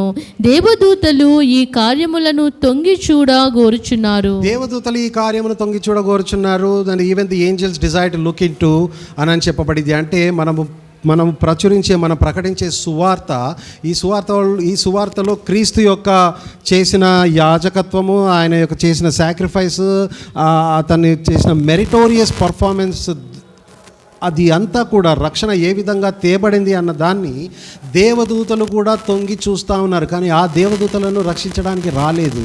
ఆ దేవదూతల కంటే తను కొంచెం తక్కువగా చేయబడిన దేవదూతల కంటే పైగా తండ్రి అయిన దేవుడు హెచ్చించాడు. హెబ్రీయులకు 1వ అధ్యాయము మరి హెవెన్ టు క్రాడిల్లేమో ఆ విధంగా మనము చూసాము. తర్వాత క్రీస్తు చనిపోయిన తర్వాత క్రాస్ టు హెవెన్ ఏంటి? క్రాస్ తర్వాత చనిపోయిన తర్వాత మళ్ళీ పరలోకానికి వెళ్ళాడు. పరలోకానికి వెళ్ళినప్పుడు కూడా తండ్రి కుమారుల మధ్య హర్షము. హెబ్రీయులకు 1వ అధ్యాయములో the lord said to my lord అని చెప్పబడింది. ప్రభువు నాతో ఇలాగూ, నా ప్రభువుతో ఇలాగూ సెలవిచ్చాడు అని వ్రాయబడింది. The lord said to my lord. Hebrews 1st chapter 8th verse. తన దూతలను వాయువులుగాను, ఫస్ట్ నుంచి ఇక్కడ 6th verse నుంచి చదువుతారా? మరియు ఆయన భూలోకమునకు ఆది సంభూతుడని మరలా రప్పించినప్పుడు దేవుని దూతలందరూ ఆయనకు నమస్కారము చేయవలనని చెప్పుచున్నాడు. తన దూతలను వాయువులుగాను తన సేవకులను అగ్ని జ్వాలలుగాను చేసుకునివాడు అని తన దూతలను గూర్చి చెప్పుచున్నాడు. గాని తన కుమారుని గూర్చి అయితే, దేవా, నీ సింహాసనము నిరంతరము నిలిచినది, నీ రాజ్యదండము న్యాయార్థమైనది. నీవు నీతిని ప్రేమించితివి, దుర్నీతిని ద్వేషించితివి. అందుచేత దేవుడు నీ తోడి వారి కంటే నిన్ను హెచ్చించినట్లుగా ఆనంద తైలముతో అభిషేకించెను. మరియు ప్రభువా, నీవు ఆదియందు భూమికి పునాది వేసితివి, ఆకాశములు కూడా నీ చేతి పనులే. అవి నశించును గాని నీవు నిలిచియుందువు. అవన్నీ వస్త్రము వలె పాతగిల్లును, ఉత్తీరియము వలె వాటిని మడిచివేతువు. అవి వస్త్రము వలె మార్చబడును గాని నీవు ఏకరీతిగానే ఉన్నావు, నీ సంవత్సరములు తరగవు అని చెప్పుచున్నాడు. అయితే నేను నీ శత్రువులను నీ పాదములకు పాదపీఠముగా చేయు వరకు నా కుడి పార్శ్వమున కూర్చుండుము అని దూతలతో ఎవరి గూర్చి అయినను ఎప్పుడైనను చెప్పినా, sit at my right hand until I make your enemies a footstool for your feet. మరి ప్రతిదండన చేయడము లేదా విచారింపడము అనేది కూడా ఇంతకుముందు మనం చదివాము. మరి to which of the angels has he ever said అంటే ఇక్కడే నేను నీ శత్రువులను నీ పాదములను పాదపీఠంగా చేయ వరకు నా కుడి పార్శ్వమున కూర్చుండుము. అంటే దేవుడు సిలువలో చనిపోయిన తర్వాత పరలోకమునకు కొనిపోబడిన తర్వాత అప్పుడు కూడా తండ్రి కుమారుల మధ్యలో ఈ హర్షము అనేది మనం చూస్తూ ఉన్నాము. ఎక్కడ కూడా ఏ డిఫరెన్స్ ఆఫ్ ఒపీనియన్ అనేది ఎక్కడ కూడా లేదు. మరి నేను నీ శత్రువులను నీ పాదములకు పాదపీఠముగా చేయ వరకు నా కుడి పార్శ్వమున కూర్చుండుము అనేది తండ్రి అయిన దేవుడు కుమారుడైన దేవుని ఇన్వైట్ చేస్తూ ఉన్నాడు. కూర్చో, SIT at my right hand until I make thine enemies thy footstool అని చెప్పడానికి. కాబట్టి ఇవన్నీ కూడా మనము అర్థము అవుతుందా ఇవన్నీ మనకి కూడా. బట్ 8వ వచనంలో but the son he says thy throne o God is for ever. 8th తన దూతలను వాయులుగా తన సేవకులను అగ్నిజ్వాలలుగా చేసుకున్నాడు అని తన దూతల గురించి చెప్పుచున్నాడు. కానీ తన కుమారుని గురించి అయితే దేవా నీ సింహాసనము నిరంతరము నిలుచున్నది. ఎవరంటున్నారు? తండ్రి కుమారుడితోటి అంటున్నాడు. ఇదంతా Trinity. All these are the evidences for the Trinity. తండ్రి ఎక్కడున్నాను? కుమారుడి గురించి దేవా నీ సింహాసనము నిరంతరము నిలుచుచున్నది, నీ రాజదండము న్యాయార్థమైనది. నీవు నీతిని ప్రేమించితివి, దుర్నీతిని ద్వేషించితివి. అందుచేత దేవుడు నీ తోడి వారి కంటే నిన్ను హెచ్చించున్నట్లుగా ఆనంద తైలముతో అభిషేకించెను. ఓకే, సో తండ్రి కుమారుల పట్ల యొక్క హర్షము అనేది మనము చూస్తూ ఉన్నాము ఇక్కడ. మరి ఇది అంతా జరిగించింది ఎవరు? ఇప్పుడు మనం ఏమన్నాము? ఈ యొక్క శరీరము తండ్రి అయిన దేవుడు నిర్ణయించాడు, ప్రిపేర్ చేశాడు. కానీ అది కుమారుడి కోసము కుమారుడు స్వీకరించాడు. కానీ అది ఇంప్లిమెంటేషన్ ఎవరు చేశారు? ఎవరి ద్వారా అయింది? ఎట్లా? అది ఎట్లా? కుమారుడికి శరీరం ఎట్లా వచ్చింది? అది కన్యక అయిన మరియ పరిశుద్ధాత్మ ద్వారా గర్భము ధరించింది. అంటే మైట్ అంటే బలము. ఎక్కడైతే బలోపేతము కావాలో అక్కడ పరిశుద్ధాత్మ దేవుడు ఇన్వాల్వ్ అవుతున్నాడు, జోక్యం చేసుకుంటున్నాడు. పరిశుద్ధాత్మకి ఎక్కడైతే బలోపేతము కావాలో ఏదైనా కానీ, సంసోను లాస్ట్ దేవా నాకు ఒక్కసారి ఛాన్స్ అన్నప్పుడు ఆత్మ సంసోను మీదికి దిగి వచ్చింది, అందరినీ పడివేసింది. మనం సంసోను కూడా క్రీస్తుకు సాదృశ్యంగా ఉన్నాడని మనం చెప్పుకున్నాం. సంసోను కూడా క్రీస్తుకు సాదృశ్యంగా ఉన్నాడని చెప్పుకున్నాం. అట్లాగే మరి ఇక్కడ క్రీస్తుకి దేవుడు తండ్రి అయిన దేవుడు అమర్చిన శరీరము క్రీస్తుకు రావాలి అంటే పరిశుద్ధాత్మ దేవుడు చేసిన కార్యము ఏంటి అంటే మరియను ఆవహించింది. రైట్, పరిశుద్ధాత్మ ద్వారా మరియ గర్భము కంటే అప్పుడు క్రీస్తుకు ఆ శరీరము వచ్చింది. ఈ శరీరముతో వచ్చినప్పుడు పాపరహితుడుగా ఆదాము యొక్క పాపము కలవకుండా వచ్చింది. సో పరిశుద్ధాత్మ దేవుడు ఆ విధంగా జోక్యం చేసుకున్నాడు. అంటే ఏంటి? తండ్రి అయిన దేవుడు నిర్ణయిస్తే, నిత్య సంకల్పంలో నిర్ణయాలు చేస్తే, కుమారుడు ఈ చరిత్రలో సమయంలో కుమారుడు దాన్ని స్వీకరించి మరి పరిశుద్ధాత్మ దేవుడు దాన్ని అప్లై చేస్తూ ఉన్నాడు. తండ్రి ఏదైతే నిర్ణయించాడో అది ఫ్రూట్ఫుల్ అవ్వడానికి పరిశుద్ధాత్మ దేవుడు కార్యము చేస్తూ ఉన్నాడు. ఇక్కడ ఏమైనా క్వశ్చన్స్ ఉన్నాయా? So will of the father and the wisdom of the sun and then the might of the Holy Spirit. Might of the Luke 135, Luke 135 ఏమనుంది? The power of the highest. చదవండి అది. పరిశుద్ధాత్మ దేవుడు ఏ విధంగా మరి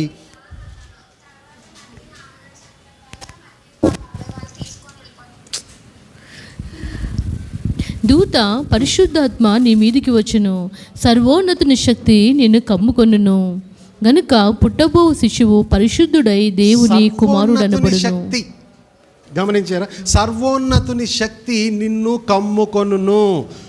సర్వోన్నతిని శక్తిని కమ్ముకున్నప్పుడే తండ్రి అయిన దేవుడు ఏ శరీరం అయితే అమర్చాడో ఆ శరీరముతోటి క్రీస్తు శరీరధారి అయి, యోహాను 1వ అధ్యాయము 1వ వచనము ఏమనుంది? ఆ వాక్యము శరీరధారి అయి వచ్చెను. ఎన్నో వచనాలు మనము లింక్ చేసుకుంటూ అసోసియేట్ చేసుకుంటూ చదువుతా ఉన్నాం. కాబట్టి we are taking the preponderance of the scripture. ఆ వాక్యము శరీరధారి అయి వచ్చెను. తర్వాత మరి ఈ యాక్చువల్గా శరీరమును క్రియేట్ చేసింది ఎవరు? తండ్రి అయిన దేవుడు క్రియేట్ చేశాడు. ఎవరికి? క్రీస్తుకి. వినండి, తండ్రి అయిన దేవుడు క్రీస్తు కోసము శరీరమును అమర్చాడు, క్రియేట్ చేశాడు. ప్రిపేర్డ్ ఫర్ మీ అని చెప్పాము అక్కడ.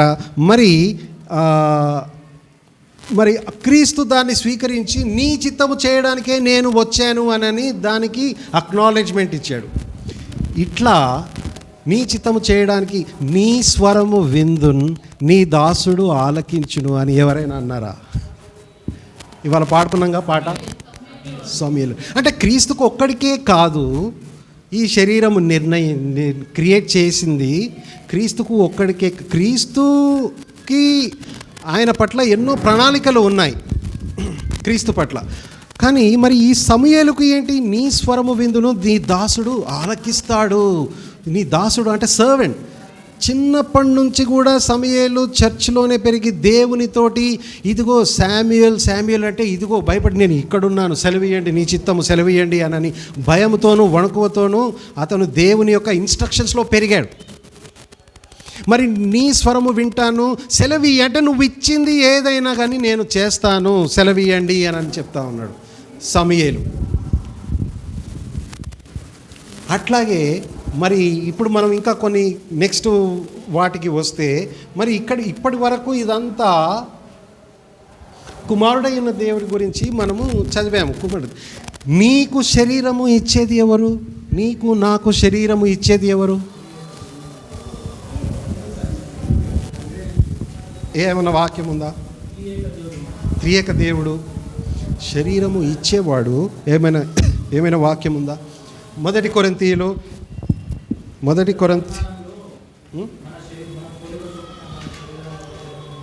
బ్రదర్ కొద్ది గట్టి చెప్పండి. మన పోలిక చొప్పున త్రియేక దేవుడు మట్టిని తయారు చేసి దేవుడు గాలి ఊదగా తనకి శరీరము వచ్చింది. త్రియేక దేవుడు మనిషిని మొదటి ఆదాముకి ఆ శరీరము అట్లా అనుగ్రహించాడు. నాకు ఎట్లా పడితే అట్లా నేను దాల్చుకోలేను. దేవుడు ఇచ్చే శరీరము. నువ్వు ఇక్కడి నుంచి కుమారుడి నుంచి ఏమంటున్నాము మనము? Son whose body is his bride church అని వధువు సంఘము అన్నాం కదా. వధువు సంఘంగా ఉన్నప్పుడు ఈ యొక్క విశ్వాసి శరీరము ఏంటి? వధువు సంఘములోకి విశ్వాసి వస్తాడు కదా. విశ్వాసి యొక్క శరీరము.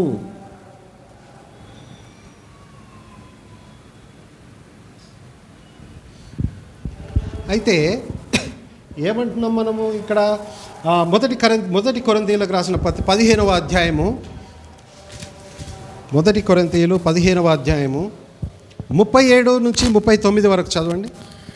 నీవు విత్తు దానిని చూడగా అది గోధుమ గింజ అయినను సరే, మరి ఏ గింజ అయినను సరే, వట్టి గింజనే విత్తుచున్నావు కానీ పుట్టబోవు శరీరమును విత్తుట లేదు.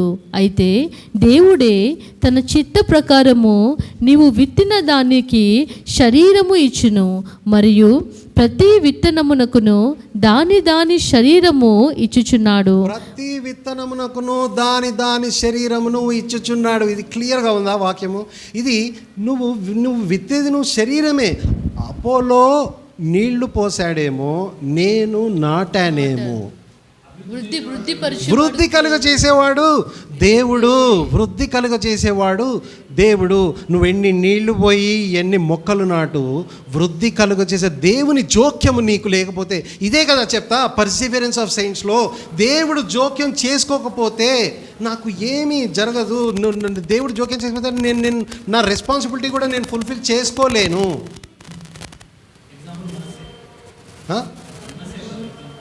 ఏం బ్రదర్? మనస్సే.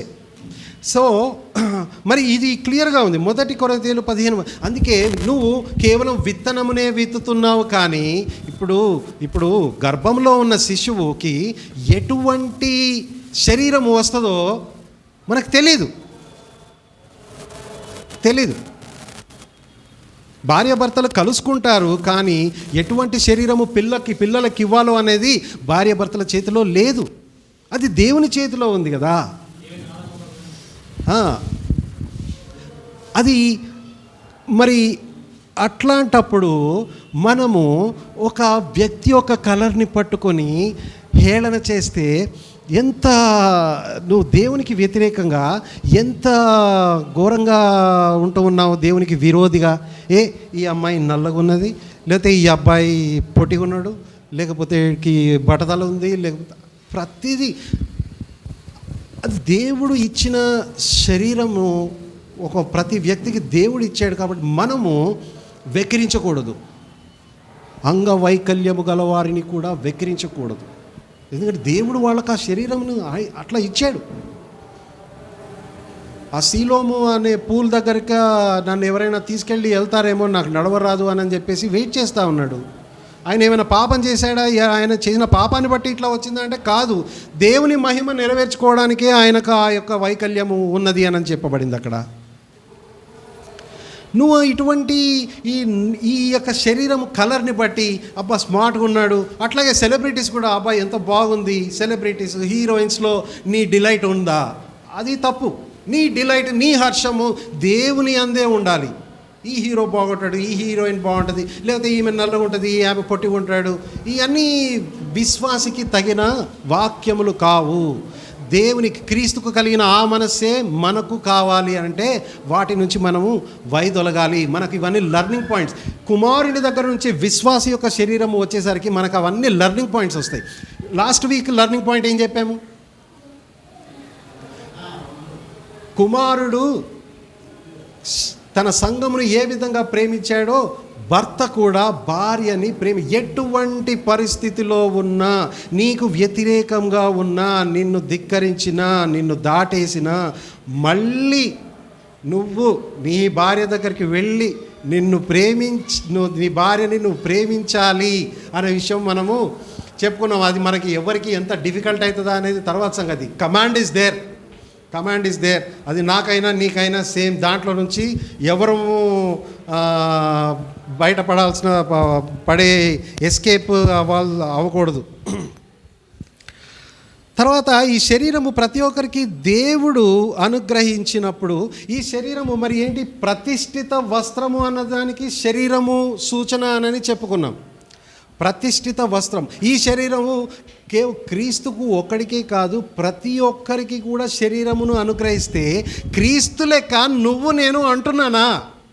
నీ చిత్తము చేయడానికి నేను వచ్చాను, నీ చిత్తము నాకు బయలుపరచు దేవా, నీ చిత్తము చేయడానికి నేను వచ్చాను అని ఇప్పుడు తెలిసిన తర్వాతనైనా అందామా?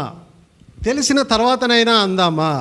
ఈ సంఘముగా కూడి ఈ ప్యారడైజ్ రిఫార్మ్డ్ చర్చ్ దేవుని చిత్తము చేయడానికి ఉంది అని క్రీస్తు ఏ విధంగా అయితే అన్నాడో, మనం అట్లీస్ట్ ఇండివిజువల్గా కాకపోయినా, మన కెపాసిటీలో మనము చేయలేకపోయినా, అట్లీస్ట్ మనము consent of the heart, there is an assent of the mind and there is a consent of the heart. Action కంటే ముందు there is an assent of the mind and the consent of the heart. నీ మైండ్తో నువ్వు ఒప్పుకోవాలి, నీ హృదయంతో నువ్వు దాన్ని కన్విక్షన్లోకి తీసుకురావాలి. ఈ రెండు అయినా మనకు ఉండాలి.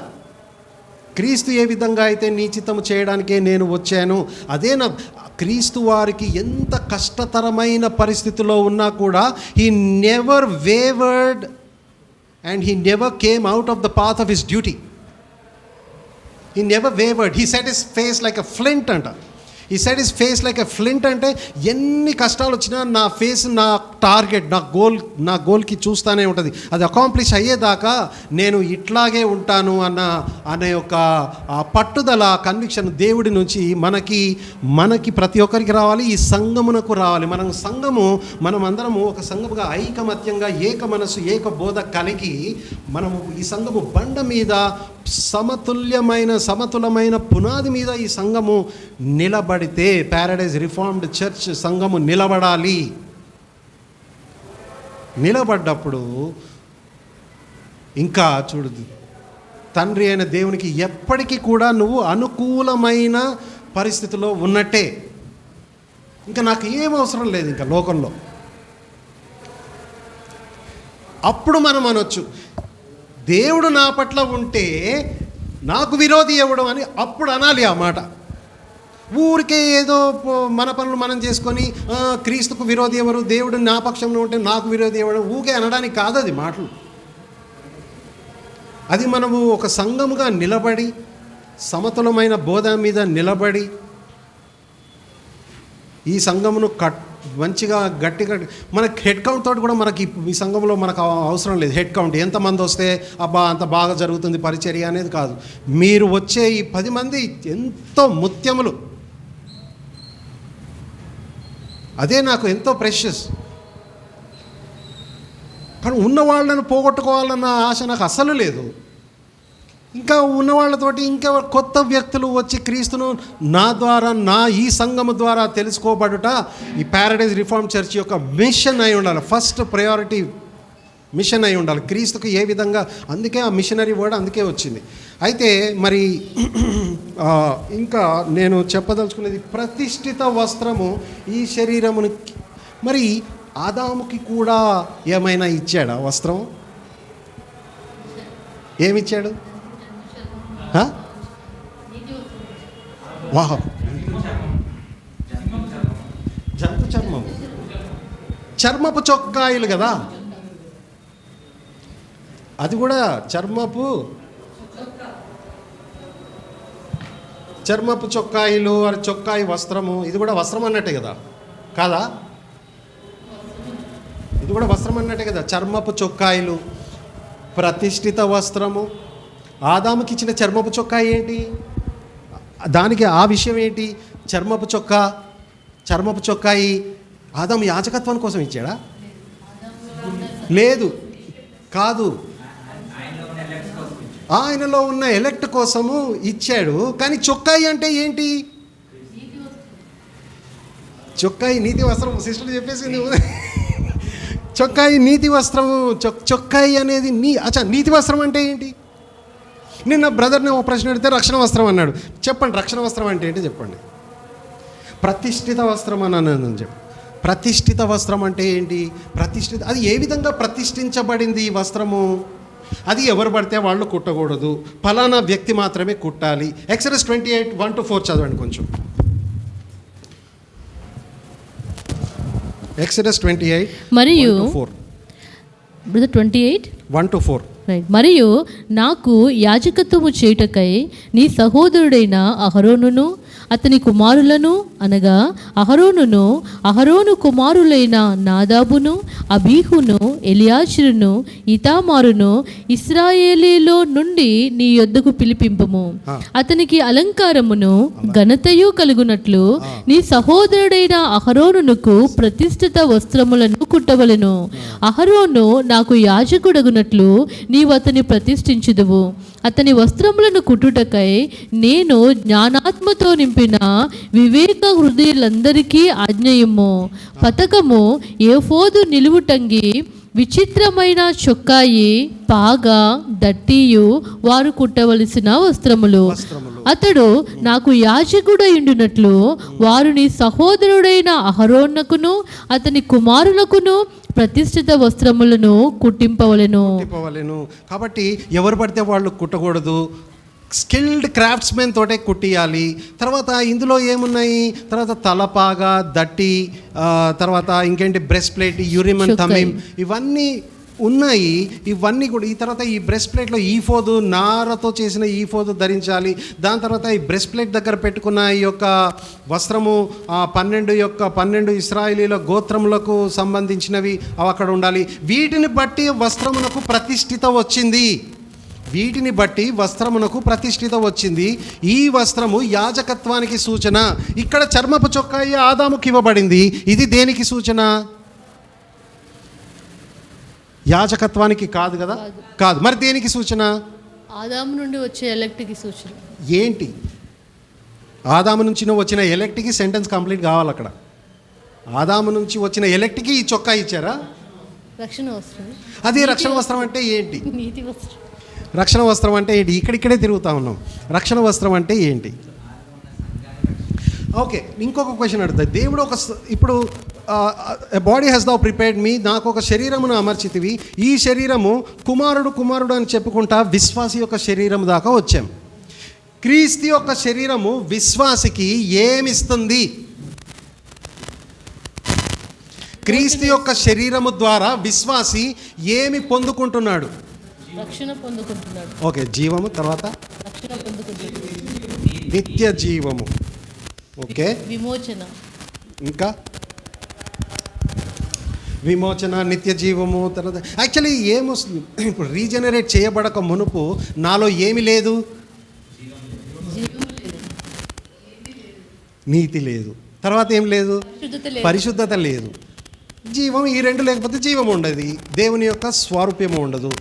నీతి లేదు. నీతి లేని నాకు నీతి ఎలా వస్తుంది? ఎట్లా వస్తుంది? క్రీస్తు ద్వారా. పాపాలు ఆయన తీసుకొని ఆయన నీతి నాకు ఇస్తుంది. నా పాపాలు క్రీస్తు మీదికి ఆపాదించబడ్డాడు, క్రీస్తు శరీరము మీదికి ఆపాదించబడ్డాయి కదా. నా అనీతి వస్త్రము క్రీస్తు మీదికి వెళ్ళిపోయింది, క్రీస్తు నీతి వస్త్రము నా మీదికి వచ్చింది. గుర్తుంది ఆ పాట? అనీతి వస్త్రమెడలించెను యేసునాదు రక్తమున ముంచెను. నా అనీతి వస్త్రమును తీసుకెళ్ళి యేసునాదుని రక్తమున ముంచితే తర్వాత వినూత్నయాత్మ మేదను నీయేనడు గణన్వినన్ ప్రేమ నాకు చూపెను యెహోవా నా మొరలాలించెను. నా మొర ఆలకించాడు. కీర్తనల 40వ అధ్యాయం అదే కదా. నా మొర ఆలకించాడు. నేను సహనంతో వేచి ఉండగా నా మొర ఆలకించాడు. నా అనీతి వస్త్రమును ఎడలించి ఆ అనీతి వస్త్రమును యేసుక్రీస్తు రక్తములో ముంచాడు. ముంచితే ఏమైంది? క్రీస్తు యొక్క నీతి వస్త్రము నాకు వచ్చింది. క్రీస్తు యొక్క నీతి నాకు వచ్చినప్పుడు నేనేమవుతాను? నేను క్రిమినల్గా ఉన్నవాడిని, నేరస్తుడిగా ఉన్నవాడిని నేను నీతిమంతుడిగా మార్చబడుతున్నాను. ఏ విధంగా? నా ఒబీడియన్స్ లేకుండా, రైట్? నా ఒబీడియన్స్ లేకుండా వేరొకని ఒబీడియన్స్ ద్వారా, క్రీస్తు యొక్క ఒబీడియన్స్ ద్వారా, సబ్స్టిట్యూషనరీ అటోన్మెంట్. నా ఒబీడియన్స్ కాకుండా క్రీస్తు యొక్క విధేయతను బట్టి నేను నీతిమంతుడను అవుచున్నా. What is this called? ఒక పదం ఉంది, justification. This is justification. What is this? Justification before whom? Justification before God or men? Justification before God, or justification before God the Father. నా అనీతి వస్త్రము. సో నా ప్రతిష్ఠిత వస్త్రము, చర్మపు చొక్కాయి, చర్మపు వస్త్రములు, ఇటు పక్కన అన్ని నేను రాస్తా. ఇక్కడ నా అనీతి వస్త్రము. ఇంకేమున్నాయి నాకు సంబంధించి? ప్రతిష్ఠిత వస్త్రము చర్మపు చొక్కాయి, ఆదాముకేమో చర్మపు చొక్కాయి, అహరోనుకేమో ప్రతిష్ఠిత వస్త్రము. తర్వాత తప్పిపోయిన కుమారుడు వచ్చినప్పుడు అక్కడ అంత దూరంగా ఉండగానే తండ్రి ఆయనను చూసి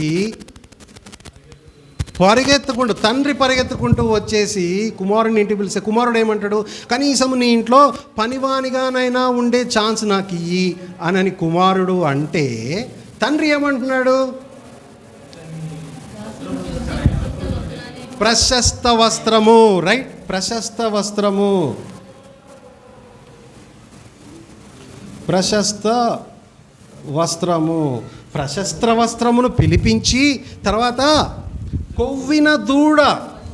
అబ్రహాము ఇస్సాకును తీసుకువెళ్ళినప్పుడు కూడా ఏమైంది, ఆయన చంపబోతా ఉంటే ఆగు అని చెప్పిన తర్వాత నీ వెనక్కి తిరిగి చూసినప్పుడు ఏంటి, అక్కడ కొమ్ములతో తగులుకున్న ఒక పొట్టేలు, చెట్టుకు తగులుకొని ఉన్న పొట్టేలు, అది ఎవరిచ్చారు? ఆ టైంలోనే ఎవరు పెడతారు? అక్కడ ఎవరు జోక్యం చేసుకోవాలి? దేవుడు జోక్యం చేసుకోకపోతే ఎట్లా? అక్కడ ఇస్సాకు చనిపోయేవాడు కదా. దేవుడు జోక్యం చేసుకోకపోతే అక్కడ యెహోవా ఈరే. అందుకే కదా అబ్రహాము, అందుకే ప్రతిసారి అక్కడ ఎక్కడెక్కడైతే కడుతున్నారో వాళ్ళు అక్కడ ఒక పేరే పెడతారు, యెహోవా ఈరే అని అబ్రహాము పెట్టిన పేరు. మరి ఆ ఈరే అంటే ఏంటి? దేవుడు అనుగ్రహించేవాడు, సమస్త జనులకు, ఎలెక్ట్కైనా నాన్ ఎలెక్ట్కైనా పోషించేది దేవుడే మొత్తము. అపోస్తుల కార్యాలు 4వ అధ్యాయం 28వ వచనం చదవండి. అపోస్తుల కార్యాలు 4వ అధ్యాయము 28వ వచనం. ఏవి జరగవలనని నీ హస్తమును నీ సంకల్పమును వాటన్నిటినీ చేయుటకై నీవు అభిషేకించిన నీ పరిశుద్ధ యేసునకు విరోధముగా హేరోదును పొంతి పిలాతును అన్యజనులతోనూ ఇశ్రాయేలు ప్రజలతోనూ ఈ పట్టణమందు నిజముగా కూడుకొనిరి. ప్రభువా, ఈ సమయమందు వారి బెదిరింపులు చూచి రోగులను స్వస్థపరచుటకును నీ సేవకుడైన యేసు నామము ద్వారా సూచన క్రియలను అది నీ హస్తము నుండి నీవు నిర్ణయించిన ప్రకారముగా జరిగింపబడుచున్నవి అన్న వాక్యము 4:28వ వచనము. అది మాత్రము మనము ధ్యానం చేద్దాము. అయితే మరి ప్రతిదీ దేవుడు అనుగ్రహిస్తూ ఉన్నాడు కదా. అక్కడ పొట్టేలును అనుగ్రహించాడు, ఇక్కడ తండ్రి వచ్చేసి ఏమన్నాడు, ఇక్కడ కూడా కొవ్విన దూడను వధించండి అని చెప్పాడు. ఇక్కడ ఏమైంది, ఇక్కడ ప్రశస్త వస్త్రమును అనుగ్రహించాడు. ఇంకా నిన్న ఒక క్వశ్చన్ అడిగాను కదా, విందుకు అందరూ వచ్చినప్పుడు మరి యజమాని అందరిని పిలిచినప్పుడు పిలువబడిన వాళ్ళు మొదటగా ఆహ్వానము పొందుకున్న వాళ్ళు రాలేదు కాబట్టి మీరు హైవేస్కి వెళ్ళి స్ట్రీట్స్కి వెళ్ళి వేరే వాళ్ళని పిలిపించండి అని చెప్పేసి పిలిపించుకున్నాడు ఆ యజమానుడు.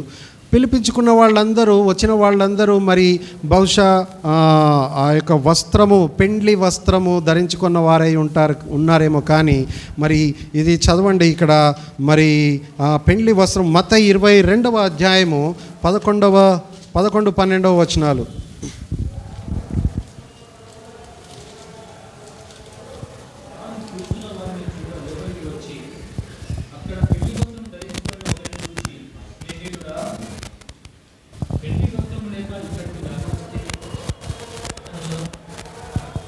ఏమైంది? ఓకే. ఆ దాసులు రాజమార్గములకు పోయి చెడ్డవారినేమి మంచివారినేమి తనకు కనబడిన వారినందరినీ పోగు చేసిరి గనుక విందుకు వచ్చిన వారితో ఆ పెండ్లిశాల నిండెను.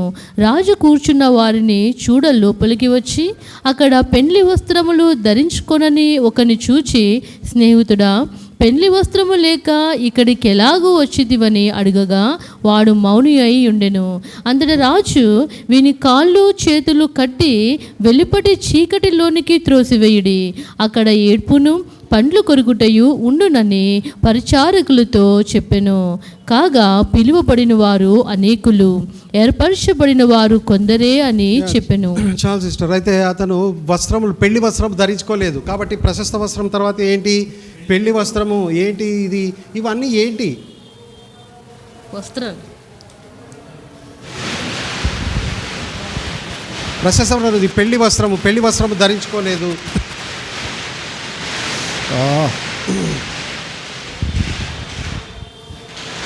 మరి అట్లాగే రెవల్యూషన్స్ ప్రకటనలు 6వ అధ్యాయము 11వ వచనం చదవండి.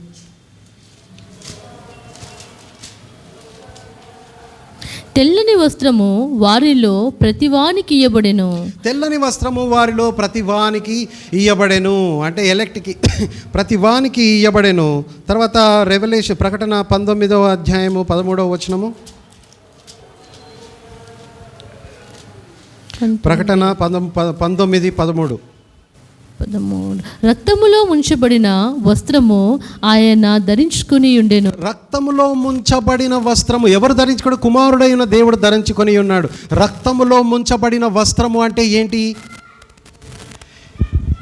నా అనీతి వస్త్రం మెడలించెను, యేసు రక్తమున ముంచెను. అది పురుషోత్తం చౌదరి రాసింది, కరెక్టే. కానీ మరి ఈ సమయంలోకి వచ్చినప్పుడు యాకోబు కూడా యెషావు చర్మం వేసుకున్నాడా లేదా? యాకోబు యెషావు చర్మము వేసుకొని ఇస్సాకు దగ్గరికి వెళ్ళారు. యాకోబు తండ్రిని మోసపరిచాడు, అన్నను మోసపరిచాడు యెషావు చర్మము వేసుకొని.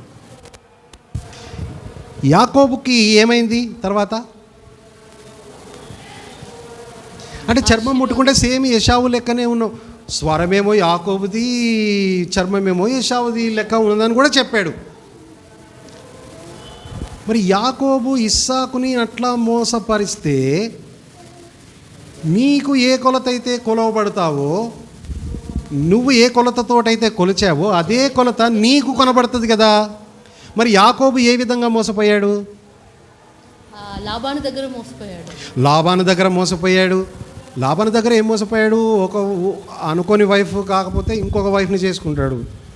7 సంవత్సరాలు కష్టపడి 14 సంవత్సరాలకి మరి అట్లా మోసపోతాడు లాబాను దగ్గర. దీనానా? చిన్న కూతురు అంటే జీనానా?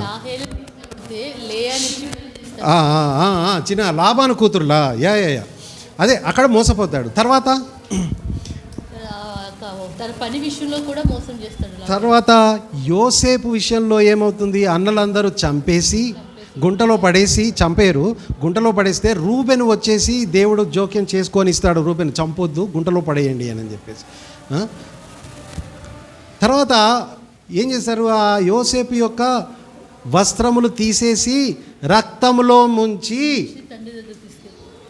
యోసేపు వస్త్రములు తీసి రక్తములో ముంచి యాకోబుకు చూపెడితే, అయ్యో నా కుమారుడా చనిపోయేవానని అంగలారుస్తాడు, ఏడుస్తాడు. రక్తములో ముంచిన వస్త్రము ప్రకటన 19:13. ఇక్కడ యేసు ప్రభువుకి సాదృశంగా యోసేపు యొక్క వస్త్రము కూడా యేసుక్రీస్తు తొడుగుకున్న ధరించుకున్న రక్తపు వస్త్రములు సాదృశ్యంగా ఉన్నవి. మరి తెల్లని వస్త్రము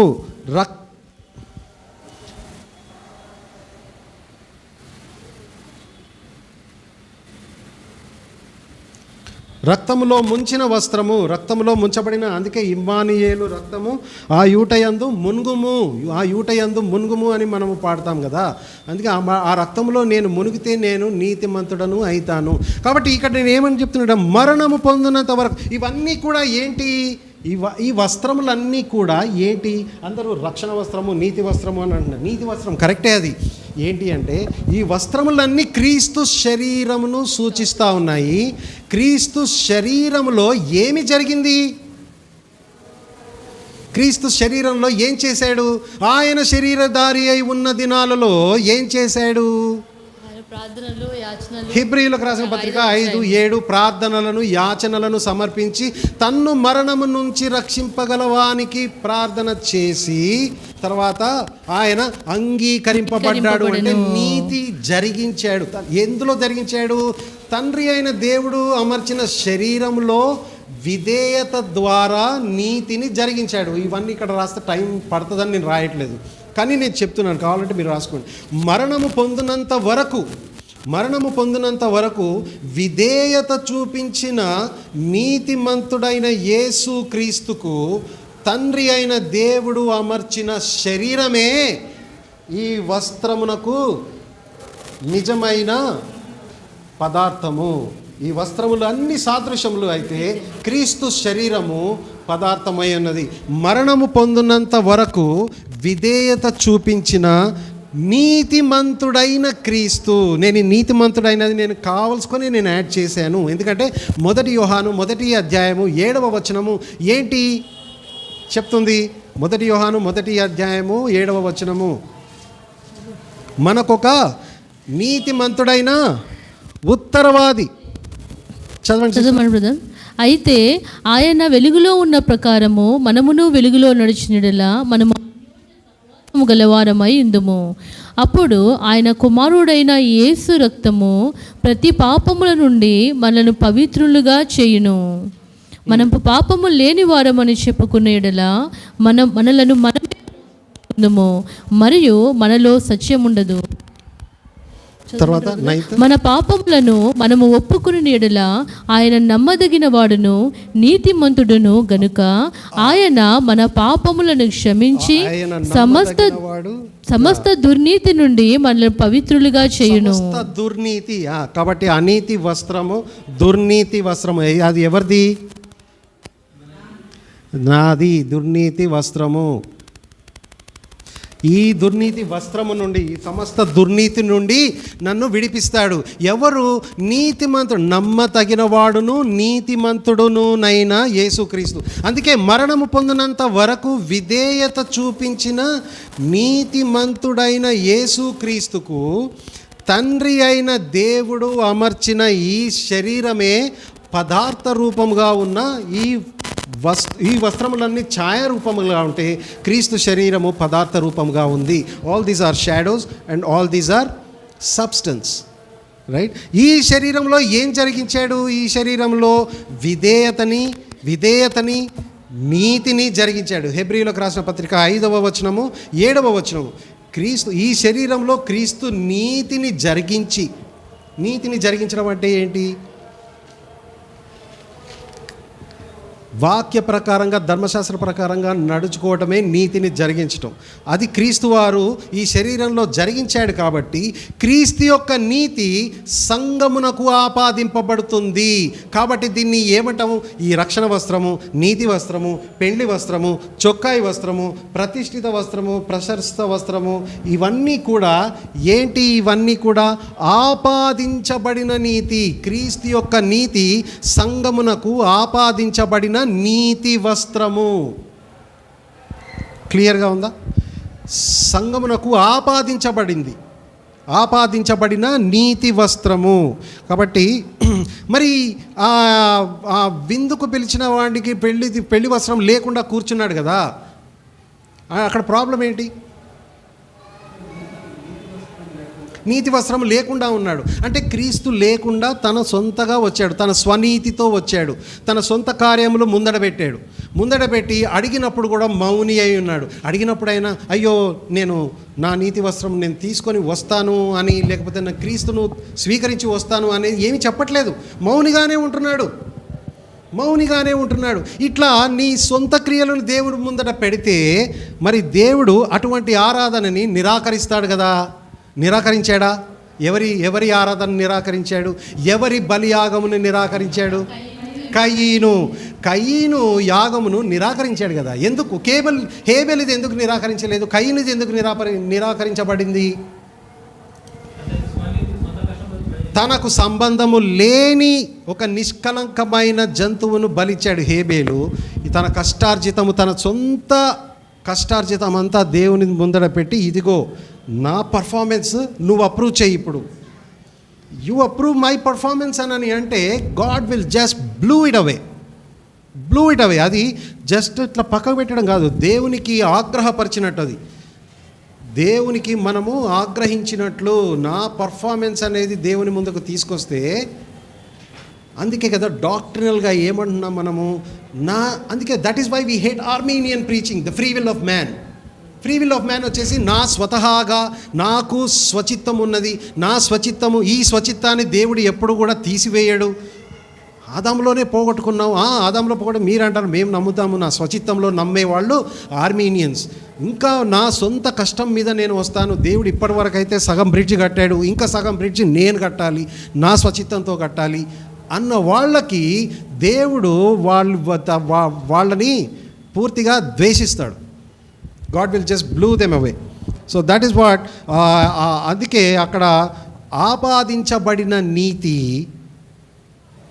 ఈ వస్త్రముల సంగతి అంతా కూడా ఆపాదించబడిన నీతి. కొన్ని వాక్యాలు చదివి ముగిద్దాం. యెషయా 61వ అధ్యాయము 10వ వచనం చదవండి.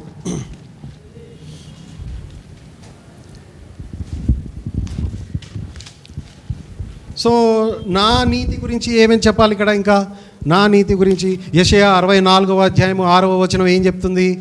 నా నీతి క్రియలన్నీ కూడా మురికి గుడ్డల వలె ఉన్నవి. మురికి గుడ్డలు అంటే మాలిన్య వస్త్రములు, రైట్? మాలిన్య వస్త్రములు. ఇక్కడనేమో తెల్లని వస్త్రములు, ప్రశస్త వస్త్రములు, ప్రతిష్ఠిత వస్త్రములు, పెండ్లి వస్త్రము, ఇవన్నీ కూడా ఆపాదించబడిన నీతికి. రక్షణ వస్త్రం అంటే మళ్ళీ క్వశ్చన్ వస్తుంది కదా, రక్షణ వస్త్రం ఏంటి? నీతి వస్త్రం అంటే మళ్ళీ నీతి వస్త్రం అంటుంది. క్రీస్తు యొక్క నీతి సంఘమునకు ఆపాదించబడిన నీతి అని చెప్పుకోవాలి. ఇది చదవండి సిస్టర్. ఇప్పుడు ఏది? యెషయా 61వ అధ్యాయము 10వ వచనం. శృంగారమైన పాగా ధరించుకొనిన పెండ్లి కుమారుని రీతిగాను, ఆభరణములో అలంకరించుకొనిన పెండ్లి కుమార్తె రీతిగాను ఆయన రక్షణ వస్త్రములను నాకు ధరింపచేసి ఉన్నాడు. నీతి అను పైబట్టను నాకు ధరింపచేసి ఉన్నాడు. కాగా యెహోవాను బట్టి మహానందముతో నేను ఆనందించుచున్నాను. నా దేవుని బట్టి నా ఆత్మ ఉల్లసించుచున్నది. యెహోవాను బట్టి నేను ఆనందిస్తున్నాను. మళ్ళీ తండ్రి కుమారుల హర్షము ఇక్కడ గుర్తుంచుకోవాలి. తండ్రి కుమారుల హర్షము, తర్వాత రక్షణ వస్త్రము, నీతి వస్త్రము అని చెప్పబడింది. రక్షణ వస్త్రము, నీతి వస్త్రము. రక్షణ వస్త్రము, రక్షణ వస్త్రము, నీతి వస్త్రము.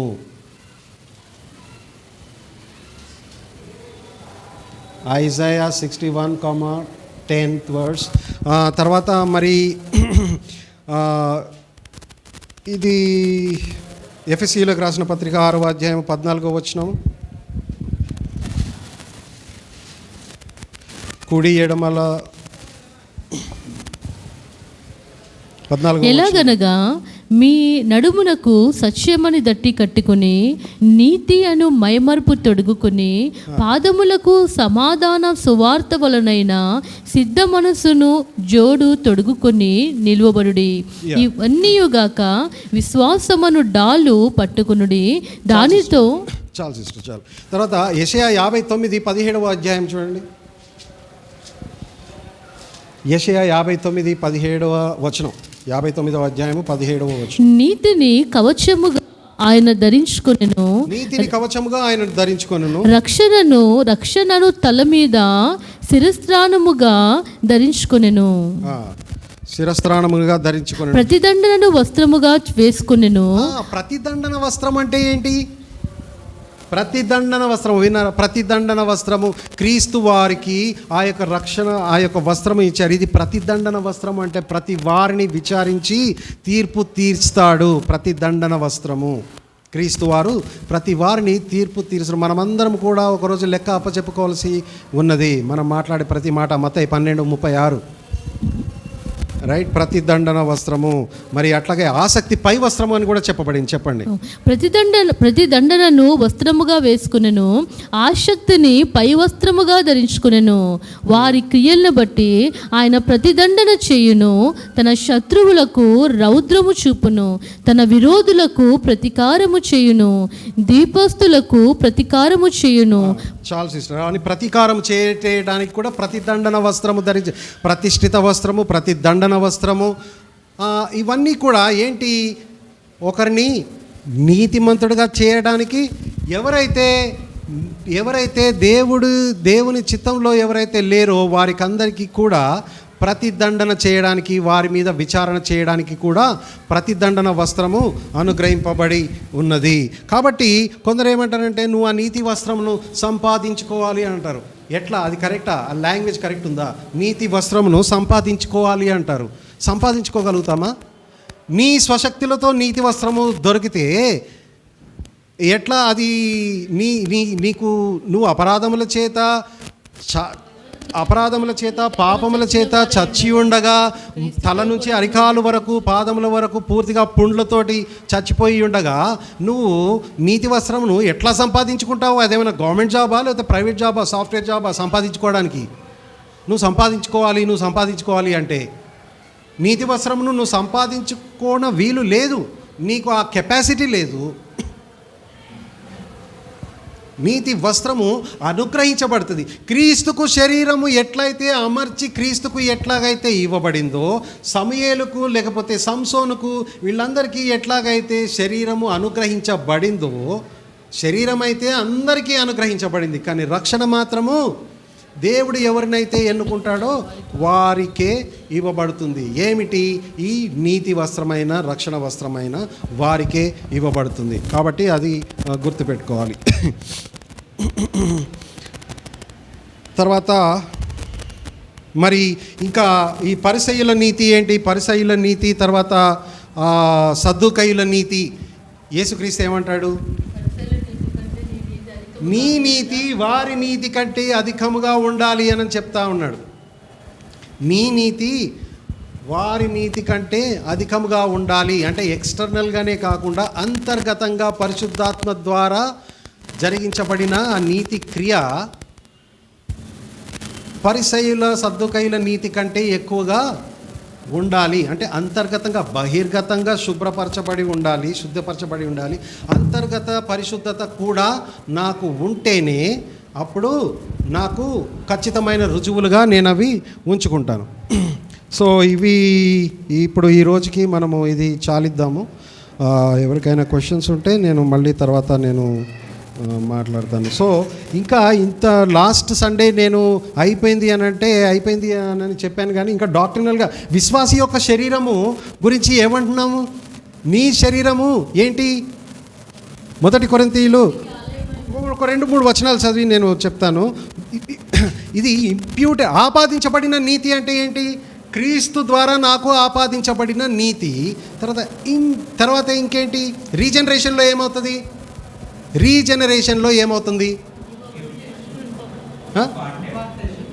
Imparted righteousness. రీజనరేషన్లో దేవుని యొక్క ఏంటి అది ఏమంటాము మనము? దేవుని యొక్క మనకు ఆల్రెడీ పాప నియమము ఉంది. వేరొక నియమం ఏమి ఇచ్చాడు? ఆత్మ నియమము, జీవమునిచ్చే ఆత్మ నియమము దేవుడు మనకి ఇంపార్ట్ చేశాడు. ఎప్పుడు? రీజనరేషన్లో ఇంపార్ట్ చేశాడు. కాబట్టి ఈ ఇంపార్టెడ్ రైచియస్నెస్ ఉంది కదా, ఏది ఈ ఇంపార్టెడ్ని తెలుగులో ఏమంటాము? అనుగ్రహించబడిన, ఆపాదించబడిన కాదు. అది క్రీస్తు ద్వారా మనకు ఆపాదించబడిన నీతి. పరిశుద్ధాత్మ దేవుడి ద్వారా మనకి అనుగ్రహింపబడిందేనా? ఇంకా ఏదైనా వర్డ్ ఉందా? ఇంపార్టెడ్ రైచియస్నెస్, అనుగ్రహింపబడిన నీతి పరిసయ్యుల కంటే సద్దూకయ్యుల కంటే ఎక్కువగా ఉండాలి. అది మొదటిది. మరి ఈ యొక్క విశ్వాసి యొక్క శరీరము ఇది చాలా ఇంపార్టెంట్. మరి దేవుని యొక్క క్రీస్తు శరీరము నుంచి విశ్వాసి శరీరమునకు వచ్చాము. ఈ విశ్వాసి శరీరము ఏంటి? నువ్వు సెక్షువల్ ఇమ్మొరాలిటీలో పాల్గొంటే, అడల్టరీలో అయినా కానీ, పోర్నోగ్రఫీలో అయినా కానీ, లేకపోతే మైండ్ గేమ్స్ తోటి ఏవేవైతే వ్యర్థంగా ఏవైతే నీకు న్యాయము తెలిసిన తర్వాత కూడా ప్రిజంప్చువస్ సిన్స్ తోటి ఇవి చేస్తూ ఉంటే ఏమవుతుంది? You are committing a sexual immorality. Mind games play చేసినా సెక్షువల్ ఇమ్మొరాలిటీ. ఇది ఒక స్త్రీని మోహపు చూపు చూసినా కూడా ఇది కేవలం మగవారికే కాదు, ఆడవాళ్ళకి మగవాళ్ళకి ఈక్వల్గా వర్తిస్తుంది.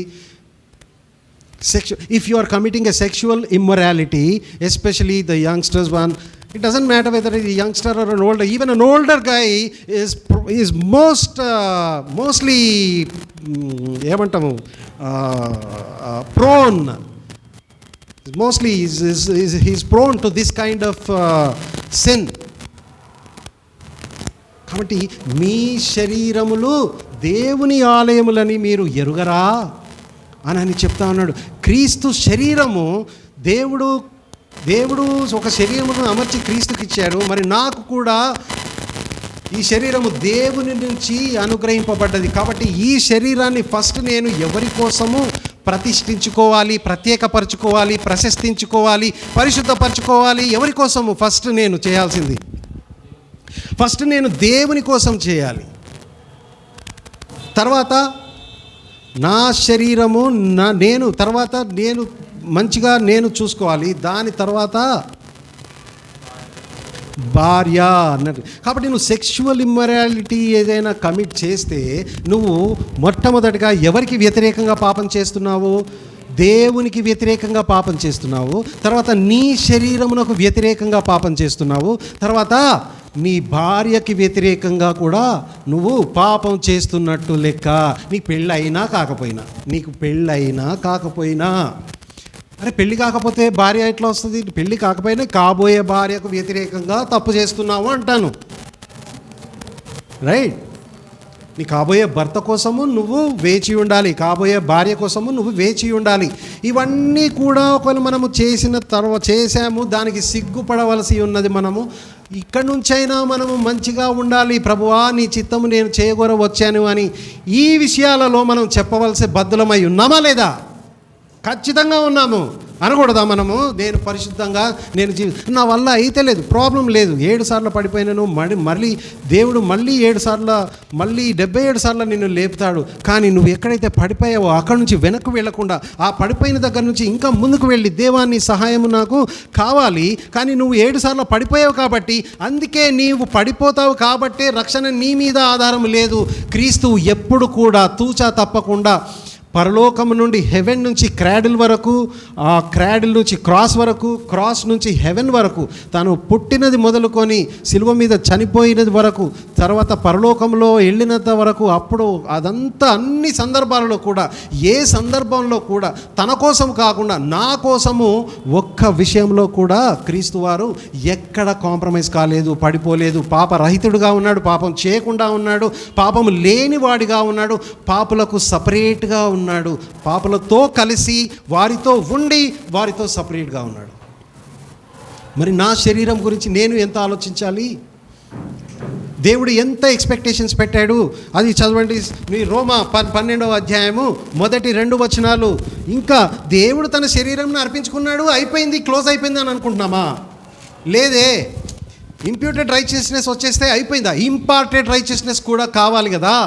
కాబట్టి రోమన్స్ 12:1-2 చదవండి. కాబట్టి సహోదరులారా, పరిశుద్ధమును దేవునికి అనుకూలమునైన సజీవ యాగముగా మీ శరీరములను ఆయనకు సమర్పించుకొనుడని దేవుని వాత్సల్యమును బట్టి మిమ్మల్ని బతిమాలుకొనుచున్నాను. మీ శరీరములను సమర్పించుకోండి, సజీవ యాగములుగా మీ శరీరములను సమర్పించుకోండి అని చెప్తా ఉన్నది. ఇది రీజనబుల్ సర్వీస్ అంట. ఇట్టి సేవ మీకు యుక్తమైనది. This is the bare minimum that we need to do. నా శరీరమును నేను జాగ్రత్తగా నేను చూసుకోవాలి. ఎందుకంటే నీ ఇష్టం ఉన్నట్టు నువ్వు చేయకూడదు. దేవుడు ఇచ్చిన శరీరము, దీన్ని మంచిగా చూసుకోవాలి. మంచిగా చూసుకోవాలి అంటే మనం ఫెయిర్ అండ్ లవ్లీ క్రీమ్లు పెట్టుకోవడం కాదు. మంచిగా చూసుకోవాలి. అంతర్గత అలంకారము అనేది కావాలి మనకి. అంతర్గత అలంకారములు అనేది కావాలి, స్త్రీలకైనా మగవాళ్ళకైనా ఎవరికైనా కానీ. మరి ఇంకా 1 కొరింథీయులు 6:15-18 చదవండి. ఆ రోజు జారత్వమునకు దూరముగా పారిపోవుడి. మనుషుడు చేయు ప్రతి పాపమును దేహమునకు వెలుపల ఉన్నది గాని జారత్వము చేయువాడు తన సొంత శరీరమునకు హానికరముగా పాపము చేయుచున్నాడు. మీ దేహము దేవుని వలన మీకు అనుగ్రహింపబడి మీలోనున్న పరిశుద్ధాత్మకు ఆలయమై ఉన్నదని మీరు ఎరుగరా? మీరు మీ సొత్తు కాదు, విలువ పెట్టి కొనబడిన వారు గనుక మీ దేహముతో దేవుని మహిమపరచుడి. మీ దేహముతో దేవునిని మహిమపరచుడి. మీరు ఇటు జారత్వం చేస్తే మీ సొంత శరీరమునకు వ్యతిరేకముగానే మీరు పాపం చేస్తున్నారు అని చెప్తా ఉన్నాడు. 1 కొరింథీ 6వ అధ్యాయము 18-20 వరకు. మొదటి కొరింథీయులు 6వ అధ్యాయము 15 నుంచి 18 వచనాలు. జారత్వంలో ఉన్నవాడు ఏం చేస్తున్నాడు? తన సొంత శరీరమునకు వ్యతిరేకంగా పాపం చేస్తూ ఉన్నాడు. ఇక్కడేమో తన సొంత శరీరమునకు వ్యతిరేకంగా పాపం చేస్తున్నాడు. మరి ఇక్కడ మొదటి తెస్సలోనియులకు 4వ అధ్యాయము 3 నుంచి 8 వరకు చదవండి. ఇక్కడ ఎవరికి వ్యతిరేకంగా పాపం చేస్తున్నాడు? మీరు పరిశుద్ధులగుటయే, మొదటి తెస్సలోనియన్స్, మీరు పరిశుద్ధులగుటయే, మీరు జారత్వమునకు దూరముగా ఉండుటయే దేవుని చిత్తము. మీలో ప్రతి వాడును దేవుని ఎరుగని అన్యజనుల వలె కామాభిలాషయందు కాక పరిశుద్ధత యందును ఘనత యందును తన గడ్డమును ఎట్లు కాపాడుకొనవలెనో అది ఎరిగి ఉండుటయే దేవుని చిత్తము. చదవమంటారు తర్వాత ఇంకా మొదటి తెస్సలోనికులు 4వ అధ్యాయము 3 నుంచి అవుతున్నాను సిస్టర్. 3 నుంచి 8 వరకు చదివారు. లేదు సార్. ఈ విషయం అందెవడును అతిక్రమించి తన సహోదరునికి మోసము చేయకుండవలెను. ఎందుకనగా మేము పూర్వము మీతో చెప్పి సాక్ష్యమిచ్చిన ప్రకారము ప్రభువు వీటన్నిటి విషయమై ప్రతిదండన చేయువాడు. పరిశుద్ధులగుటకే దేవుడు మనలను పిలిచిను గాని అపవిత్రులుగా ఉండుటకు పిలువలేదు. కాబట్టి ఉపేక్షించువాడు మనుష్యుని ఉపేక్షింపడు గాని మీకు తన పరిశుద్ధాత్మను అనుగ్రహించిన దేవునినే ఉపేక్షించుచున్నాడు. ఇక్కడ దేవునికి వ్యతిరేకంగా దేవునినే ఉపేక్షిస్తున్నావు. అంతకుముందేమో మొదటి కొరింథీయుల 6వ అధ్యాయంలో నీ శరీరమునకు వ్యతిరేకంగా పాపం చేస్తున్నావు. ఇక్కడనేమో దేవునికి వ్యతిరేకంగా పాపం చేస్తూ ఉన్నావు. ఏంటి? నువ్వు జారత్వంలో ఉంటే అంటే వెళ్ళి ఎక్కడికో ఫిజికల్గానే వెళ్ళి నీ శరీరము వేరొక వారి శరీరంతో కలవటము మాత్రమే కాదు, ఆలోచన ద్వారా కూడా జరగకూడదు. అందుకే హృదయం దేనితో నిండి ఉంటే నోరు అది మాట్లాడును. కాబట్టి నీ హృదయం దేనితో నింపుకోవాలి? దేవుని పరిశుద్ధత, దేవుని వాక్యముతోటి నింపుకుంటే పరిశుద్ధపరచబడతావు. శుద్ధి హృదయము నీకు వస్తుంది. వాక్యము వినుట ద్వారా విశ్వాసము వచ్చును. ఇంకా ఎన్నో బ్లెస్సింగ్స్ ఉంటాయి. కాబట్టి మనము ఈ విషయాలు సజీవ యాగముగా మీ శరీరములను సమర్పించుకొనిడి. రోమా 12:1-2. మీ దేహము క్రీస్తు అవయవములని మీరు ఎరుగరా?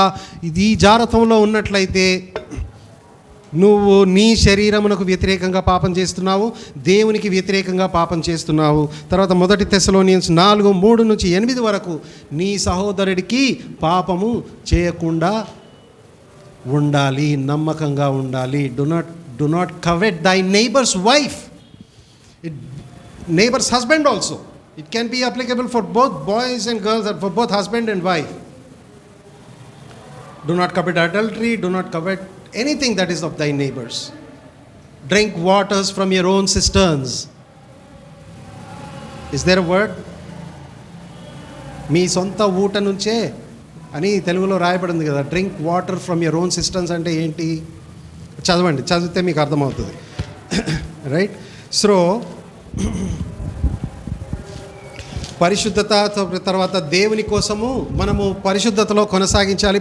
పరిశుద్ధతలో మనం నడవకపోతే మరి మనము దేవునికి వ్యతిరేకంగా పాపం చేసినట్టు అవుతాము. నేను నా శరీరమునకు వ్యతిరేకంగా పాపం చేసినట్టు అవుతుంది. నా భార్యకి వ్యతిరేకంగా కూడా పాపము చేసినట్టు అవుతుంది. ఈ టీచింగ్స్ అన్నీ చెప్పడానికి వినడానికి బాగానే ఉన్నాయని అందరూ వింటాము, మళ్ళీ వెళ్ళిపోతాము, మర్చిపోతాము. అట్లా కాదు. మనము విన్న వాక్యమును పాటించాలి.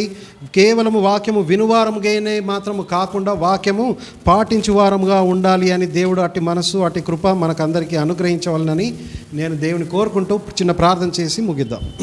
కృపా సత్య సంపూర్ణుడైన మా పరిశుద్ధత గల దేవా, మీకు ఘనమైన నామమునకు వందనాలు చెల్లించుకుంటూ ఉన్నాం. తండ్రి, మీరు ఇచ్చిన ఈ యొక్క వాక్యమును బట్టి తండ్రి, వాక్య ధ్యానములను బట్టి తండ్రి మీకు వందనాలు. ప్రభువా తండ్రి, మా యొక్క పాపములను తండ్రి మమ్మల్ని క్షమించండి. ప్రభువా, మేము విన్న వాక్యమును తండ్రి ప్రభువా మేము అది చేయడానికి, మీకు ఇష్టంగా ఉండడానికి క్రీస్తు వలె తండ్రి మరి నీ చిత్తము చేయగోరి వచ్చి ఉన్నానని క్రీస్తు వలె మేము చెప్పడానికి చేయడానికి కూడా వెనుకంజ వేయకుండా తండ్రి మాకు సహాయం చేయమని తండ్రి ఎల్లప్పుడూ తండ్రి మీ దృష్టికి తండ్రి మేము హర్షింపదగ్గే పరిస్థితుల్లో తండ్రి మా యొక్క శరీరములను మేము కాపాడుకునేటట్లు తండ్రి ఆపాదించబడే నీతి తండ్రి అనుగ్రహించబడిన నీతి ఈ రెండును కూడా ప్రభువా తండ్రి మాలో ప్రస్ఫుటంగా ఉంటేనే తండ్రి మాకు ఖచ్చితమైన రుజువులని ప్రభువా మీ వాక్యం ద్వారా మాకు చెప్పినందుకు మీకు వందనాలు చెల్లించుకుంటూ మిగతా సమయం అంతా కూడా మీ చేతికి అప్పచెప్పుకుంటూ యేసు ప్రభు ప్రశస్త నామంలోనే ఈ ప్రార్థన అడిగి వేడుకుంటూ ఉన్నాం తండ్రి.